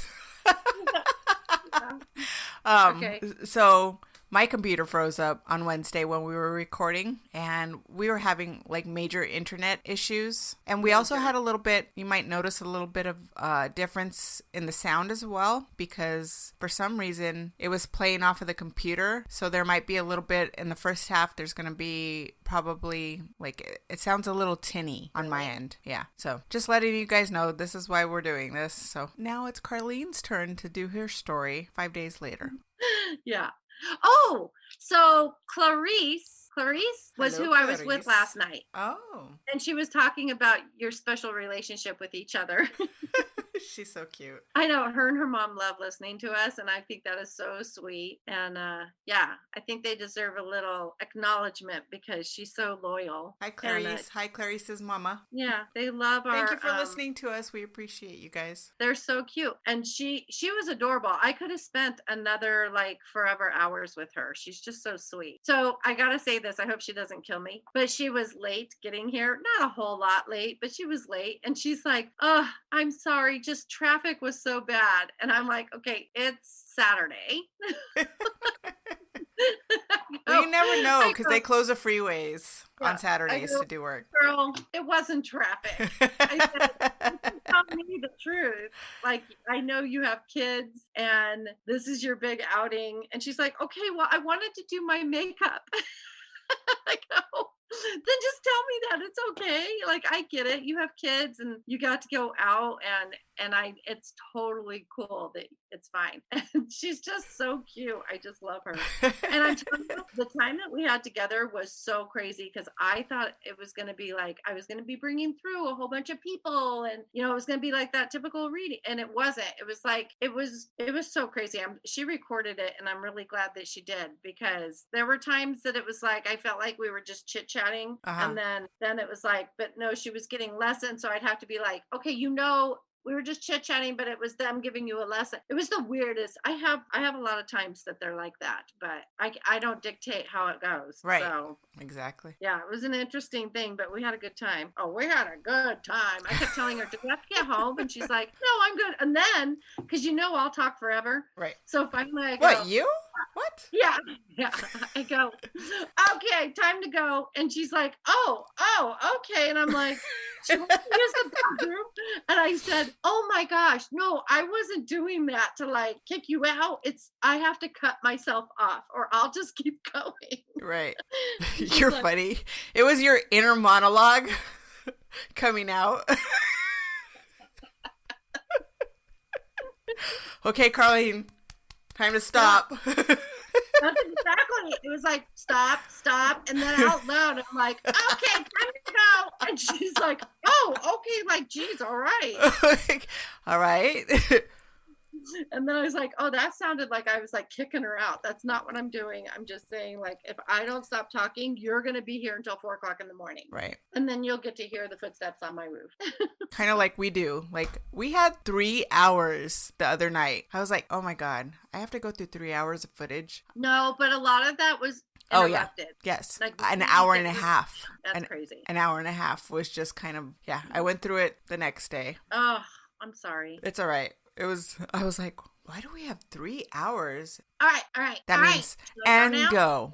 Oh, and go. Okay, so I'm doing it on Pennhurst, and it is on my phone, tiny, so bear with me. Anyway, okay, so originally known as Eastern Pennsylvania State Institution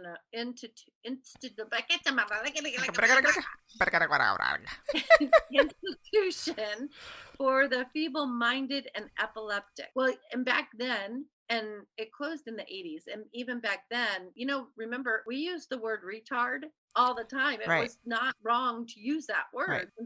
And I totally hate that word. And every once in a while it'll slip. Yes. And I'm totally embarrassed. I'm like... too, and especially after doing the story because they say it a lot, right? And so but that was the medical name for the mentally challenged people, for everybody in this. It's crazy. Wait until you hear. It's just ridiculous. But anyway, I just want to put that out there because if I say it, don't think I'm being an asshole. That's just what they say on here. So it was an institution for mentally and physically disabled individuals of southeastern Pennsylvania, located in Spring City. So now pay attention.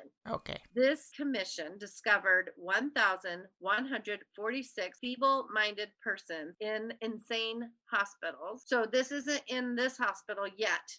Okay. This is why they built this hospital. And 2,627 in like government housing, like for poor people who couldn't afford housing. So free housing places, state funded housing, county care hospitals, reformatories, and prisons who were in immediate need of specialized institutional care. Okay. So how now they just put, if there's somebody who isn't all there and they get arrested, they just end up in prison with everybody else, or they end up in a secluded, which drives them probably more crazy. They don't get the treatment they need. But in this time, they were taking those prisoners and putting them in this hospital, and they called, all the patients were called children. No matter how old they were, they called them the children. Okay. Yeah. That's weird. It is weird. But here's the thing, like even those inmates are being mixed with real children, like little kids. So it wasn't like a very safe place. But anyway, this it's huge. So when it first started out, it was like 500 patients. It could hold 500 patients, and it's 25 miles outside of Philadelphia, and it's on 150 acres of land. And so it had grown to like there's 25 or 30 buildings now. So the legislation oh my God, the government stated that the buildings would be in two groups, one for educational and industrial departments and one for custodial or asylum department. I'm so tired. I'm just reading this all wrong. Anyway, they even had animals. So like they had therapeutic animals there and stuff. Oh, okay. Some horses or little ponies and stuff that they would let them ride. Do you know how there's places like that? Right. The institution was required to accommodate no fewer than 500 inmates or patients with room for addition. Wesley White, the former president of the American Association of Medical Dosimetrists? I don't know what that is. But I'm going to say anyway, yeah. Sounds right. I'm assuming it's for like handicap. Okay. was appointed superintendent of the facility. I believe it was supposed to accommodate like 1,500 to 1,700, but it was so jam-packed of patients. They had over twice that amount. And the ratio was like 1 to 100. So the staff members, it was one staff member to every 100 patients. What? You're one That's person insane. dealing with 100 people. That's crazy. Yeah. Crazy talk. But that just kind of gives you like a little. So it was literally people were sleeping on mats on the floor. They were sleeping like rooms that were made for like 3 beds. They had, 8 beds in there. It was just crazy jam packed. It was ridiculous. It was very unsanitary. They said that people, they said, such a nerd. Cheese. They said that people would go in there and it smelled just like feces. Oh, God. I'm assuming like body odor and shit. Right. Too, but it was very gross. I mean, 1 person to 100 people, like, yeah, you got to help these people take a bath. You got to like be in charge of all those things. I can't imagine that those things were happening on any regularity. No, and they would like put people outside, get some fresh air, and then just leave them out there all day. So they wandering around. Yeah, I mean, just think of how they were like baking out there. That can't be good. Yeah. Anyway, construction and design was on November 23rd, 1908 is when it opened. That's when they got their very first patient number 1, 1908. Wow. That was a long time ago. I'm hearing some funky noises in here. All right. Within 4 years of operation, Pennhurst was already overcrowded and under pressure to admit immigrants, orphans, and criminals. In 1913, the legislature... Immigrants? Yeah. Orphans among... Okay. Yeah. All right. Remember that one asylum... What was it? What was it that I did? Waverly? No, the... what did they call it? The Lunatic Asylum? Oh my God. I forget what they called it for real. But anyway. Trans-Allegheny. Yes, thank you. You always remember. They remember that they were like, if people just didn't want to take care of their kids, they just dropped them off there. Right. Okay. I mean, I guess that's just how it was. But it was just sick. Okay. Anyway, in 1913, the legislature appointed a commission for the care of the feeble-minded, which stated that the disabled were unfit for citizenship. Such bullshit. Imposed. Well, and you think about you think about the fact that your husband could just commit you for just about anything, right? I mean, you had a bad period and you were a little grumpy and they're... Just disobey them and they'll put you in there. Exactly. Yeah. That's so crazy. They commissioned the care of the feeble-minded, which stated that the disabled were unfit for citizenship and posed a menace to the peace and thus recommended a program for the custodial care. So they put them in there. Furthermore, the commission desired to prevent the intermixing. Oh, this is gross. The intermixing of the genes of those imprisoned within the general population. So I might repeat this, but they were known for sterilizing patients when they would come in. Oh, so they had a little eugenics going on there. Yeah, because rape was huge. Oh my God. So they also, and I'll probably repeat this, it's in here again, but people were being raped not by just patients, but by workers. And like the janitor was a huge child molester from what I understand. Oh my God. And so all this was going on. And then some patients were getting pregnant and then they would have to either have an abortion there or have the babies. But it doesn't really say like, did they have the babies and then were the babies raised there? What they do. But for the most part, it's very specific about most patients were sterilized when they came in. The patients' disabilities in Pennhurst varied, okay, get this, from being blind, having ADD or ADHD, being deaf, mute or semi-mute, or having imperfect speech. So, you know how my kids, when they were we would have been there. Yeah. Yeah, yeah.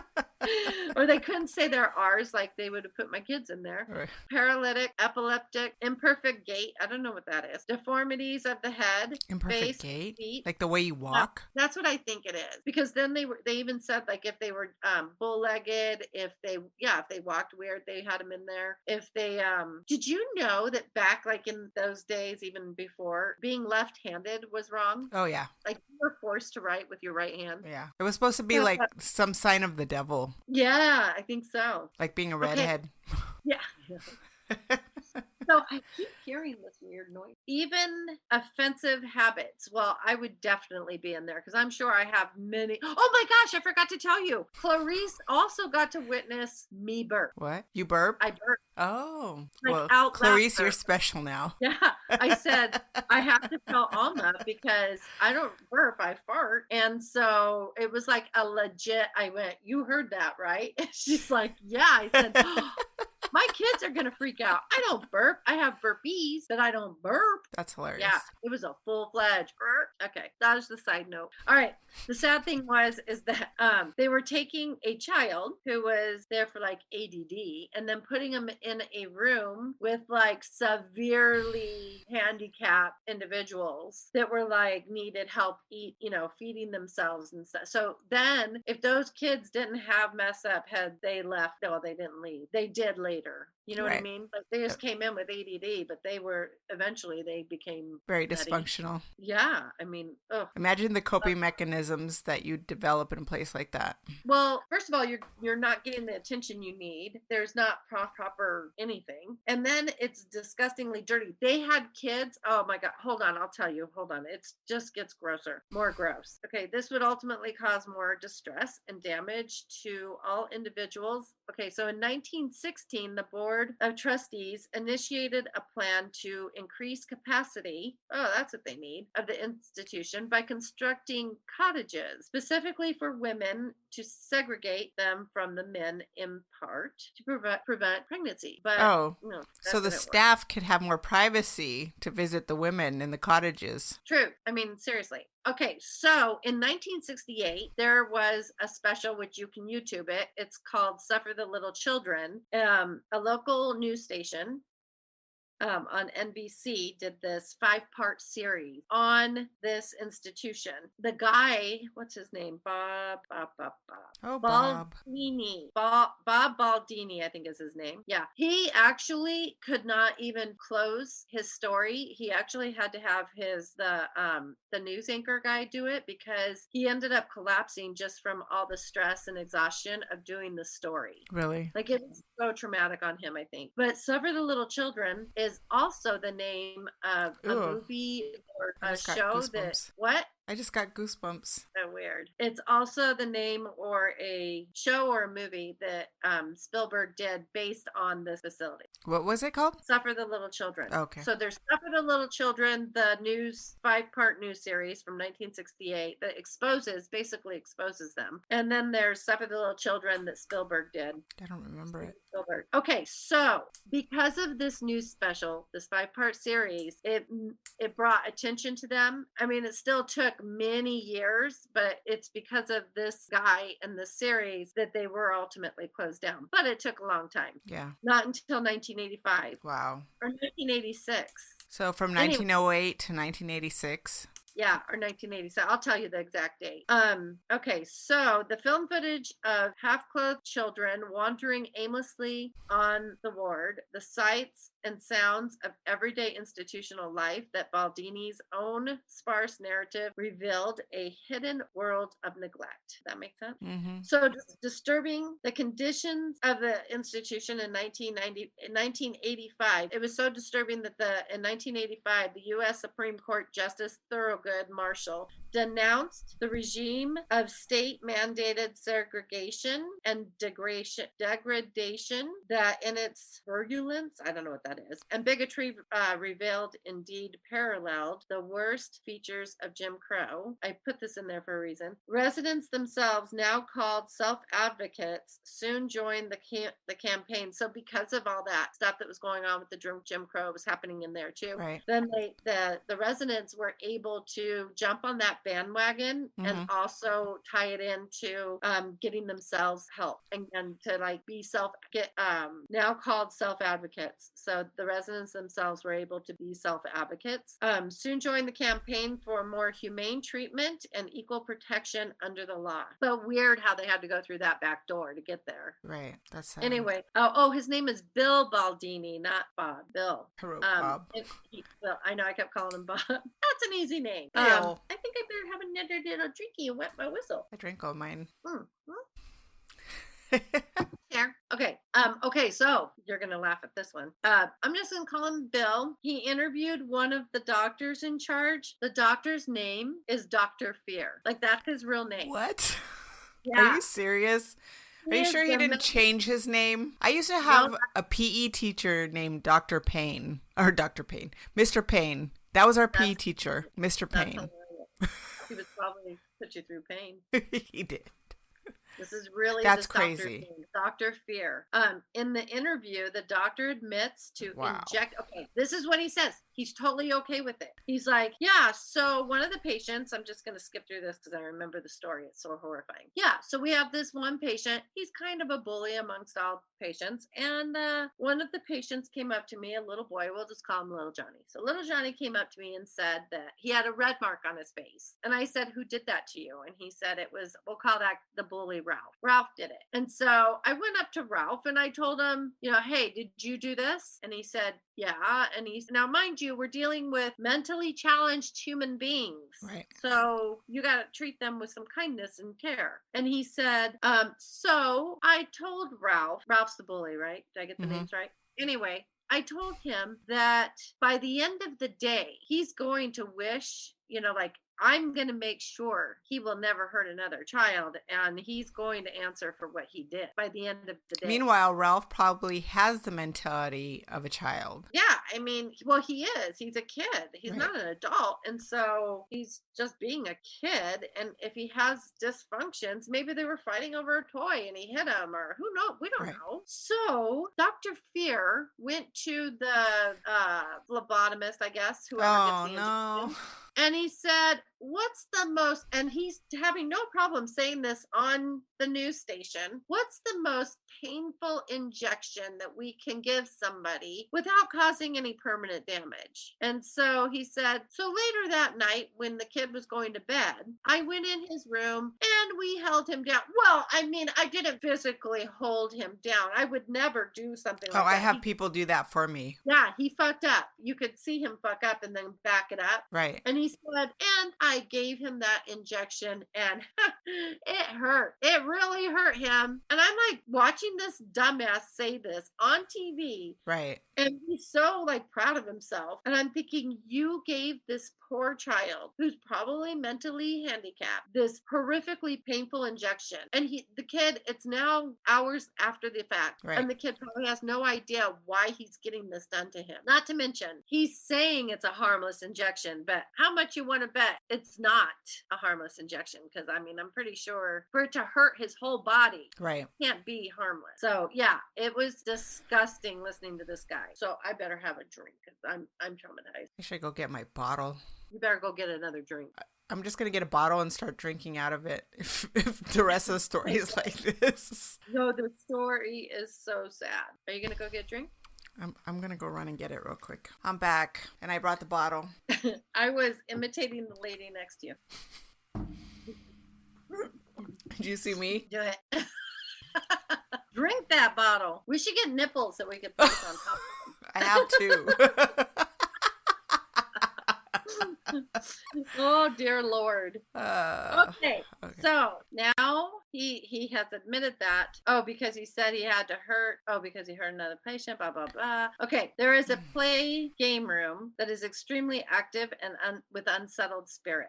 Okay, so this every that Kim Russo. I watched she actually did a segment in there because Beverly, don't know her last name, from Seventh Heaven, had filmed. She actually filmed a movie there at Pennhurst, and she had experiences there. So Kim Russo on her show, what's it called, The Haunting of, and then whatever. She went in there, and they went into this one area, and it's a playroom, game room area, and it's extremely active with unsettled spirit. And in that room, it said that the staff, that's where they would rape the patients. And so a lot of people would go in that room and feel that kind of activity. And so that's where they would rape them. And that's where, in that room, that's where a lot of the women were given their abortions, in that same area, that building. And it was also the standard practice to perform the hysterectomies on most of the women to prevent the pregnancies. But also, I think they sterilized the men too. I don't think it was just the women. Wow. But I'm not clear on that. The administration during the interview even admits to attempting to order. So like this interviewer, this news guy with Bill, was asking, like, how come? Because the state is responsible for keeping this place up. Right. And he's like, well, why haven't they? Like, why are they letting all these people live like this? And so this one administrator was like talking about how he ordered a bunch of bras for the women, but the order kept coming back. And he's like, well, why'd the order come back? What did it need? And did you do what they needed? And he's like, yeah, I mean, he could care less. Right. So basically he was like, fuck it. I put the order in, they rejected it. And yeah, I did what I could. I'm not going to try anymore. I don't give a shit. Yeah. And so what this guy was saying was like, just the basic necessities was being denied for these people. So like, to them, bras were not something that was important for the women. So if that's not important, how much you want to bet like tampons and nephew pads and stuff were important? I mean, it doesn't sound like, okay. It was extremely understaffed, which I told you. There was horrible physical and emotional abuse happening by the staff. Even the janitor was known for molesting the little boys. In 1981, a Time magazine article described the place as having a history of being understaffed, dirty, and violent. In 1983, 9 employees were indicted on charges ranging from slapping and beating patients, including some in wheelchairs, to arranging for patients to assault each other. That's horrible. That is horrible. What was I going to say about that? They were showing in his series, he shows kids, like there's patients just rocking, sitting on the floor and rocking. And then there's patients that are like tied, strapped with just ties, like ripped up sheets, it looks like. Right. And they're tied to the crib. And they're not babies. They're like 5-year-old, 4-year-old, 5-year-old. And they're like strapped down to these cribs. And it is horrific. It is the saddest. If you want to watch it and torture yourself, you should go ahead. But it is so sad. It was hard to watch. In 1977, a U.S. District Judge, Raymond Broderick, ruled that the conditions of Pennhurst State School violated patients' constitutional rights. The lawsuit that led to the ruling was filed May 30th, 1974 by Philadelphia attorney David Berliger. Sorry. Representing the patient. We are so immature. Representing the patients of Pennhurst State School, the suit was later joined by the United States and by the Pennsylvania Association for Retarded Citizens. Pennhurst State School was ultimately closed in 1987. The 1,156 people who lived there on the date of the court's order, March 17, 1978, moved into small community homes called community living arrangements. These settings supported 3 or fewer people with 24-hour staffing if needed. This process of deinstitutionalization required 9 years and included discussion of treatment plans with each person and family. So anyway, they actually did like an update of like, where are they now, some of these patients that they could find. Right. And they would ask, like in the interview in the 60s, they were asking like, what if you could have anything in this world, what would you want?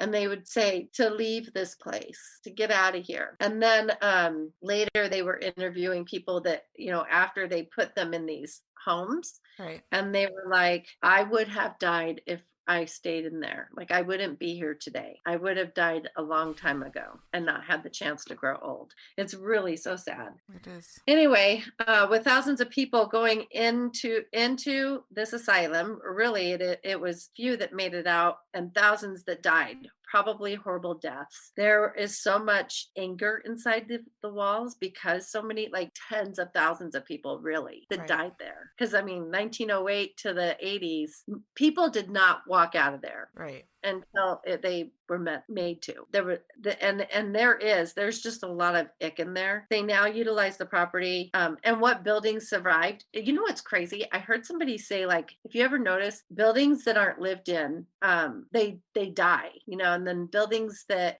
sometimes when they die, like nature takes them over. So you see like the leaves and the trees grow through them and stuff. That's what's happening there with most of those buildings. And then the ones that they're able to save, they use, they rent out for people to do movies in, and then the ghost tours, and they do haunted houses there, and that's how they make their money. Right. So anyway, I mean, they're making money to keep it alive, I guess. But why? Because somebody else bought it. Oh. To make money. I know there's like some buildings where you're just like, let's keep this alive. Let's keep it, the memory of this, and like keep it intact. But there's some things that just need to die. This just has so much ick in it. They should just like raise it. It's so gross. Okay, so how I heard about it was watching Ghost Finders, which I told you to watch. Right. When they went in and explored it, they got crazy conversations on the spirit box. Especially when they went down. So underneath there's the basement, and then there's tunnels that connect all of the buildings, all the 25, 30 buildings. So there's crazy tunnels underneath. And when they went into the tunnels is where they got like Dr. Fear is still controlling. Yeah. So he's dead and gone, but he still controls, it sounds like, because there's the the witch girl Megan or whatever, and then of course Rob, who has to is he like, he's a spiritual medium, right? Or not he's like a physical medium, or is he just they just call him a medium. He always is the same thing. Getting possessed. I'm a medium. I can channel too, but they don't do that to me. Right. I mean, he's pretty fucking dramatic. Yeah, and it's usually when they're filming other people, it's like, oh, I'm not getting all the attention. So then I noticed that because I watched the whole series, and I noticed it's when he wasn't getting attention. Then all of a sudden he would do this, and if he's allowing all that, any energy, just anybody to come through the way he does, if that's true and he's really doing that, then to me, people that are doing stuff like that, they are not listening to their guides, which tells me they don't know who they're working for. Right. They don't know if they're working for light or dark, and they're working, they're just mixing it up with both because they're not paying attention to their teachers and their guide. And so they are susceptible to anything, and you really can't trust what they say. Makes it dangerous for the people that are working with him that are sensitives. Yeah. And if he actually sees people outside of that and like helps them, he's very toxic then. He shouldn't be doing that because he's not paying attention. He's not listening. And that's where the ego comes in and is like dominating. He's letting his ego dominate everything instead of spirit, guide, and help. And that's the whole purpose of this, is so that spirit can help us function in this world and do what we're supposed to do in a loving way. And when you have somebody doing that, he's not utilizing his gift the way it's supposed to be utilized. Right. Yeah. Very sad. I just watched that one, the first one that you had told me when you sent me the link. Yeah. Yeah. Yeah, you would be irritated. But this one, I mean, I liked watching, believe it or not, the girl that calls herself a witch, which I'm assuming she does. She's Wiccan. Wiccan. But she has been, I watched her communicate with other, and even though sometimes she goes a little over, for the most part, what she does and what the spirit box was saying, it was matching up. So Dr. Fear came in, and there's like little kids there, and they weren't able to get away because he's holding them there. And I think you and I, unlike the previous episodes, were just talking, or I was talking to somebody here, but I thought it was us that were talking about child spirits. Like how come somebody had asked me like, well, if light, like if God's powerful, then how come God just doesn't come and take them? And I was trying trying to explain to them, like some people, they just don't want they think they need to do stuff here. Some are yeah, it's like the movie Ghost, you know, when all the shadows come and they like take that, it's like that. It's like that. Like they're being held here by a darker force. By the lower energies. Yeah. Right? And then they need something higher. Like sometimes I'll ask for the archangel that helps with bringing people to the other side to come and help somebody cross over. I obviously am not the one that's helping them cross over. I'm not powerful enough, but that archangel, I will ask them if like a soul had come to me for that. I would be like, oh, I need your help. I need you to help this soul and reach out to them so they can have that opportunity to cross over. Where in this, and that's what that woman did. That's what that Megan chick did, is she gave that, she had her protectors put up a shield of protection so that Dr. Fear was being blocked so that that child that wanted to be rescued was able to go to the light. Oh, that's good. Yeah, it's kind of cool to watch because that really does happen. I mean, that I don't call that being what she did. Anyway, they got a lot on the spirit box. Pretty much everybody, like Omar Gosh when he went, CJ when they went, they all get stuff on the spirit boxes, and it's pretty crazy stuff. I'm pretty sure like, Ghost Adventures has been there. Ghost Hunters has been there. You know, Ghost Adventures has been there, and you know he's like demons. Yeah. Right. I believe. Oh, okay. In that one, Dr. Fear was actually acting as a dark energy holding back the others, along with the janitor and some of the other not so nice energies. The janitor was also there and scaring the kids. Yeah. CJ, Omar, and Sunny had things happen like, well, in the music room. Oh my gosh. CJ, because he's so funny. He cracks me up when he gets scared. CJ was walking down a hallway and the music room was like off to the left. And he's talking and filming. And all of a sudden you hear, and you can see nobody's in that room. So you can hear this wooden chair slide and like move. And so he's like, oh my God. So he goes in the room and he's like trying to debunk it. And then he realizes that chair moved and there wasn't anybody in there. And so that was pretty crazy. Like it's definitely a very active place. Also, they had the music box. It's, oh shoot, what's it called? A PBM, I think it's called. But anyway, it's paranormal music box. So that the spirit forms walk in front of it and it makes the music box go off. Right. And so they had set that up. And then they were like, you know, if you want to let it go. Well, at first, they walk out of this laundry room area and it's like the dryer was going off. It was like click, click, click, click, click, click, click, click, click. So they're like, wait, what? So they run back and they were like, how is this happening? Like, why is this happening? There's no electricity in there for one thing. And that hasn't been on since the 80s. So they put the music box there, and every time they would start to walk away, that's so creepy. They would make it go off. Yeah, but here's the thing. They have this friend, Jazz, and I'm like screaming at the TV. Every time CJ does a thing with this Jazz guy, I'm constantly telling them, Spirit does not like that guy. Spirit doesn't like them. So anytime CJ goes to do something, Spirit will not react. And if they do react, it's like in a way to like tell Jazz to go away. And they're like, wow, I mean, I wonder why they're always doing this when Jazz is around. And I'm screaming, they don't like him. Spirits don't like him. And I think it's because he's disrespectful. And so like he'll take, if there's toys, like people will give toys in honor of the kids or something at certain sites. He's been known to like move the toy. He doesn't have respect. He doesn't ask if he can move the toy. Right. He doesn't ask if he can sit in the chair. He just does things. And CJ will even be like, guy, don't do that. Like, that's just disrespectful. Don't mess with their stuff. But he'll do it anyway. And he's very disrespectful. And I think that's part of it. They don't like him. But nobody listens to me. They don't like you, Jazz. You can't sit at our table. And they went another time with him, and the spirit box, they were actually saying Jazz in the spirit box, like saying something and saying his name. Yeah, it was crazy. Like, fuck off, Jazz? Probably. Like, we don't like you. Listen to Carlene. She knows what she's saying. As if. Yeah. Oh my God. You can't be part of our group. Stupid. Anyway, CJ was looking at a pair of shoes, and when he turned around, it sounded like a metal table had moved or the door shut. Like, you also hear a lot of banging. Like, wow. Spirit, this is probably one of the most active places that I've watched. And like, you can watch YouTube after YouTube and it's active. Like, just these YouTubers going out there. CJ decided to throw a ball. Oh my gosh. Okay, so there was this like flat little ball. Well, in another YouTube that he did somewhere else, he threw a ball and then Spirit threw it back at him. Mm-hmm. So this time he was like, he told them that story. He's like, yeah, I threw the ball and they threw it back at me. So let's see what happens. So they threw the ball and they're like, yeah, nothing happened. And so they go about doing their thing. And when they got to the end, like where the ball should be, the ball was gone. And they're like, where's the ball? They looked in all the rooms. The ball was gone. Nice. It disappeared. Spirit took it and ran. They were like, you're not playing with my fucking ball because Jazz is here. You ruined it for everybody, Jazz. Jazz doesn't get to play with my balls. I'm going to drink on that.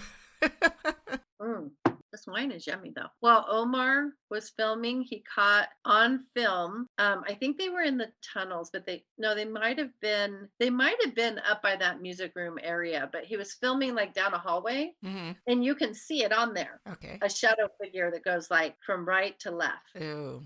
Yeah. He caught it. He was freaking out. And sometimes when they say they catch shadow figures, I'm like, I didn't see anything. Like, no, there's nothing there. But that one was. He caught it. Oh yeah, there was another one. Wait, was that? Oh well. Kim Russo.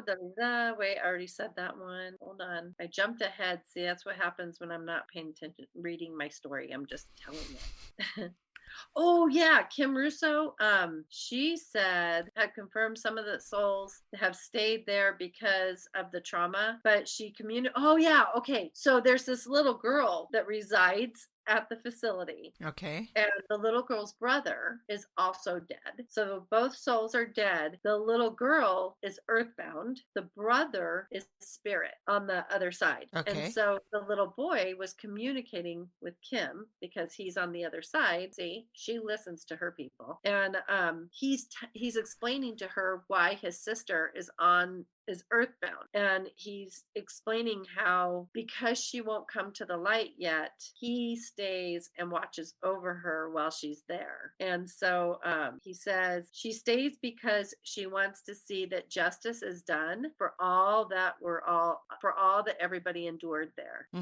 So she doesn't want to go to the light until she knows that justice has been served for what they've gone through. And that's so sad. It's sad that he's kind of earthbound too, in a way. He's kind of held hostage to watching over her because she won't go yet. Right. It's really sad. They entered the room where the sexual abuse and other horrible things occurred, and they were prevented from entering a large area where there were like a number of male souls who were unsure of why they were there. And because they were scared, they came across a bit intimidating because of all the lights and stuff. And they were even saying like, the lights are bright to Kim, Spirit was saying. So Kim was letting them know, like, as a medium, as being here, it's important to be respectful to Spirit. And so she was doing just that. And she was letting them know, okay, if you allow me to stay right here, I will not cross this threshold. She didn't want to break that trust with them. She just like, don't come at me with your scariness.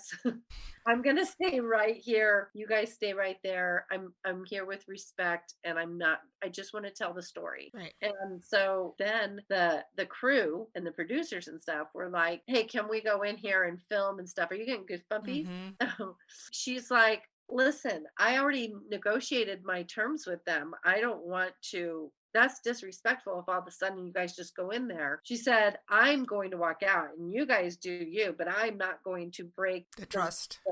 What I already said to them. And so because they came across so intimidating as a medium, as a sensitive, your boundaries with that kind of stuff. Right. And even if they're not mean energies, but they have, so many people come in there and they disrespect their territory, they don't know what people's intentions are. Right.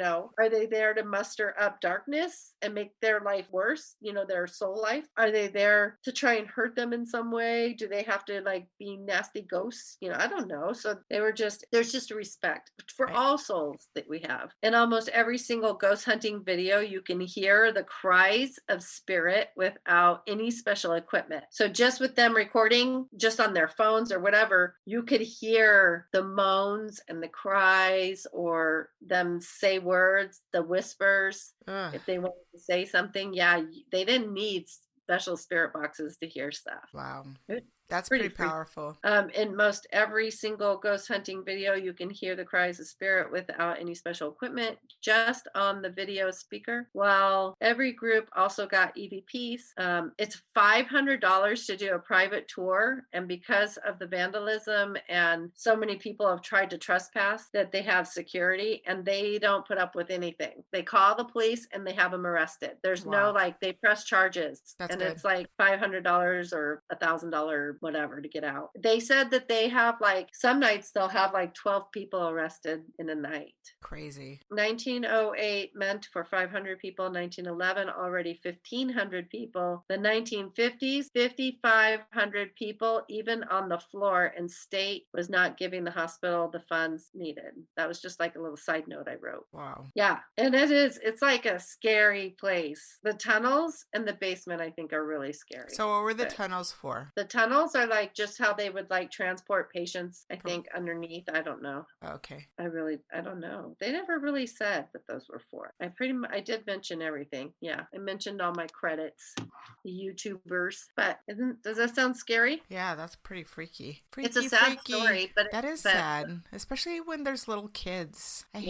I hate when little kids are trapped. Yeah. And with all that sadness and dysfunction and I guess Kim Russo was saying how she could feel, they said they even treated the animals better than they treated the humans. The animals were given better treatment and better food and better care than human beings. Yeah. And they said, but she was walking up and she's like, oh, that's weird. I feel like a horse just ran by me. And she didn't know that there was actually horses on that property. Wow. Yeah, it was crazy. And that's what she was saying. She was saying how just because of all and see, for me, when you go to the other side, you're all healthy and good. Right. And so I just think that they had been so tortured that even their deep souls didn't know that they could move. So a lot of them just didn't know that they could move forward. Right. That's the only explanation I have for that. All the people that went through there. Yeah. And then the ones that are still kind of trapped there. Well, especially people with Down syndrome. Yeah. Ugh. So sad. Very sad. So it wasn't a real scary story, but it actually is. If you watch some of the YouTubes, I don't think they're super scary. I just think it's holy shit, man. It's active. It's super active. Very haunted. I mean, the banging, the doors banging, the shadows, on the Carlene haunted scale, would you give it I would give it, as far as just haunting. Right. I would give it out of 10, I'd give it a solid 8.5, 9. Sally House to me is really up there. Which one? The Sally House. Oh yeah. Definitely. As far as somewhere you're not going. No. Not on our list. But my daughter sent me some stuff. Jeannie, remember Jeannie? Yeah, I do. She sent me some ideas. Oh. And so Allie sent me some stuff because Allie and her little honey are going to go to Bisbee. Oh. And they're going to stay at a haunted hotel. So that's a mining town, right? We have a lot of haunted mining towns around here. Yeah. So I told her to take some notes and let me know how it is. Because, I want to go. I want us to go to Tombstone, Globe, Bisbee, that whole little zoop. Right. Because that's a good haunting road trip. We should do it. Let's do it. Let's just take a road trip. I know. I feel better. All right. Where was a place that I wanted to go? It's not even far. Oh, in what is it? Not Wickenburg? Yeah, it's right up the road. Well, not up the road, but it's. Yeah, it was one that I was researching. Or did I do a story on it last time? No. In Wickenburg? I don't think so. Anyway. Oh, I don't remember. There's a ghost town up there. Mm-hmm. I have the name of it somewhere. And I want us to go and check it out. Let's just go drive. Let's take a drive. Let's do it. Let's do it this week? I think I can go. You've been busy. Yeah, this week is busy, but I'm like on the weekend. I think I have the weekend. Maybe Saturday. You're freaking me out the way you keep turning around. And then it's dark behind you, so it gives it this different... And it's giving me kind of the chills. And Shadow just started like doing this weird scratch on the door. Oh, okay. He's meowing. Freaked me out a little bit. All right, that was good. I hope so. I hope everybody likes it. Let me know. Comment, subscribe, like. Yeah, hit subscribe. This is the part where you hit subscribe. Yeah. And hopefully we can put this on YouTube. Yeah. But our Patreon people, like whenever we do these Zoom videos, I'm just going to put them on Patreon first, and then I'll end up putting them on. Just our Patreon people get to see them first. Yeah, Patreon definitely gets first dibs. Yep, so. Tell a friend. Huh? Tell a friend. Oh, I thought you said tell Fred, and I'm like, who's Fred? Fred is a brother-in-law who's our latest subscriber. Oh, that's right. Oh, how weird. Yeah, that was weird. That was weird, but I'm still super excited that he's supporting us. I am. Thank you, Fred. Frederica. I miss his face. All right, lady. Well. All right, girl. Well. We're going to call it a night. I'm going to say cheers. That was a good story. Yeah, we're still trying to figure out our Halloween stories. Yes. If you guys have any ideas. Yeah. Yes, we'll take our road trip. We'll do it there. For Halloween? Oh, that'll be a good idea. That'll be our Halloween episode. Hopefully we have Wi-Fi so that we can record. Well, we'll film it. Okay. With the video camera. Okay, that sounds good. You know, if it works. Did I tell you, Philip? He had messaged me a while back. I can't remember if I told you or not that he's like, hey, we need to get together. And now that we're doing the Zoom thing, we've got that figured out. He's like, hey, let's do it. He goes, and maybe Carlene can give me a reading. That could be part of the shtick. The shtick. Hey, if he's open enough to let me read them and not like, yeah, go ahead. But I would totally be down for that. All right. We'll have to plan it. You hear that, Philip? If you're listening. That could be a Halloween show, too. That could. Well, yeah, that could get scary. I'll even dress like a gypsy lady or like a witch. Okay, you have to dress like a gypsy lady. I'll do the tipsy lady. You do the gypsy lady. Okay. I'll do it. All right, Carlene. Have a good night. Alma. See you later. Bye, everybody. Thank you for listening. Bye. I like the jazz hands. Good night.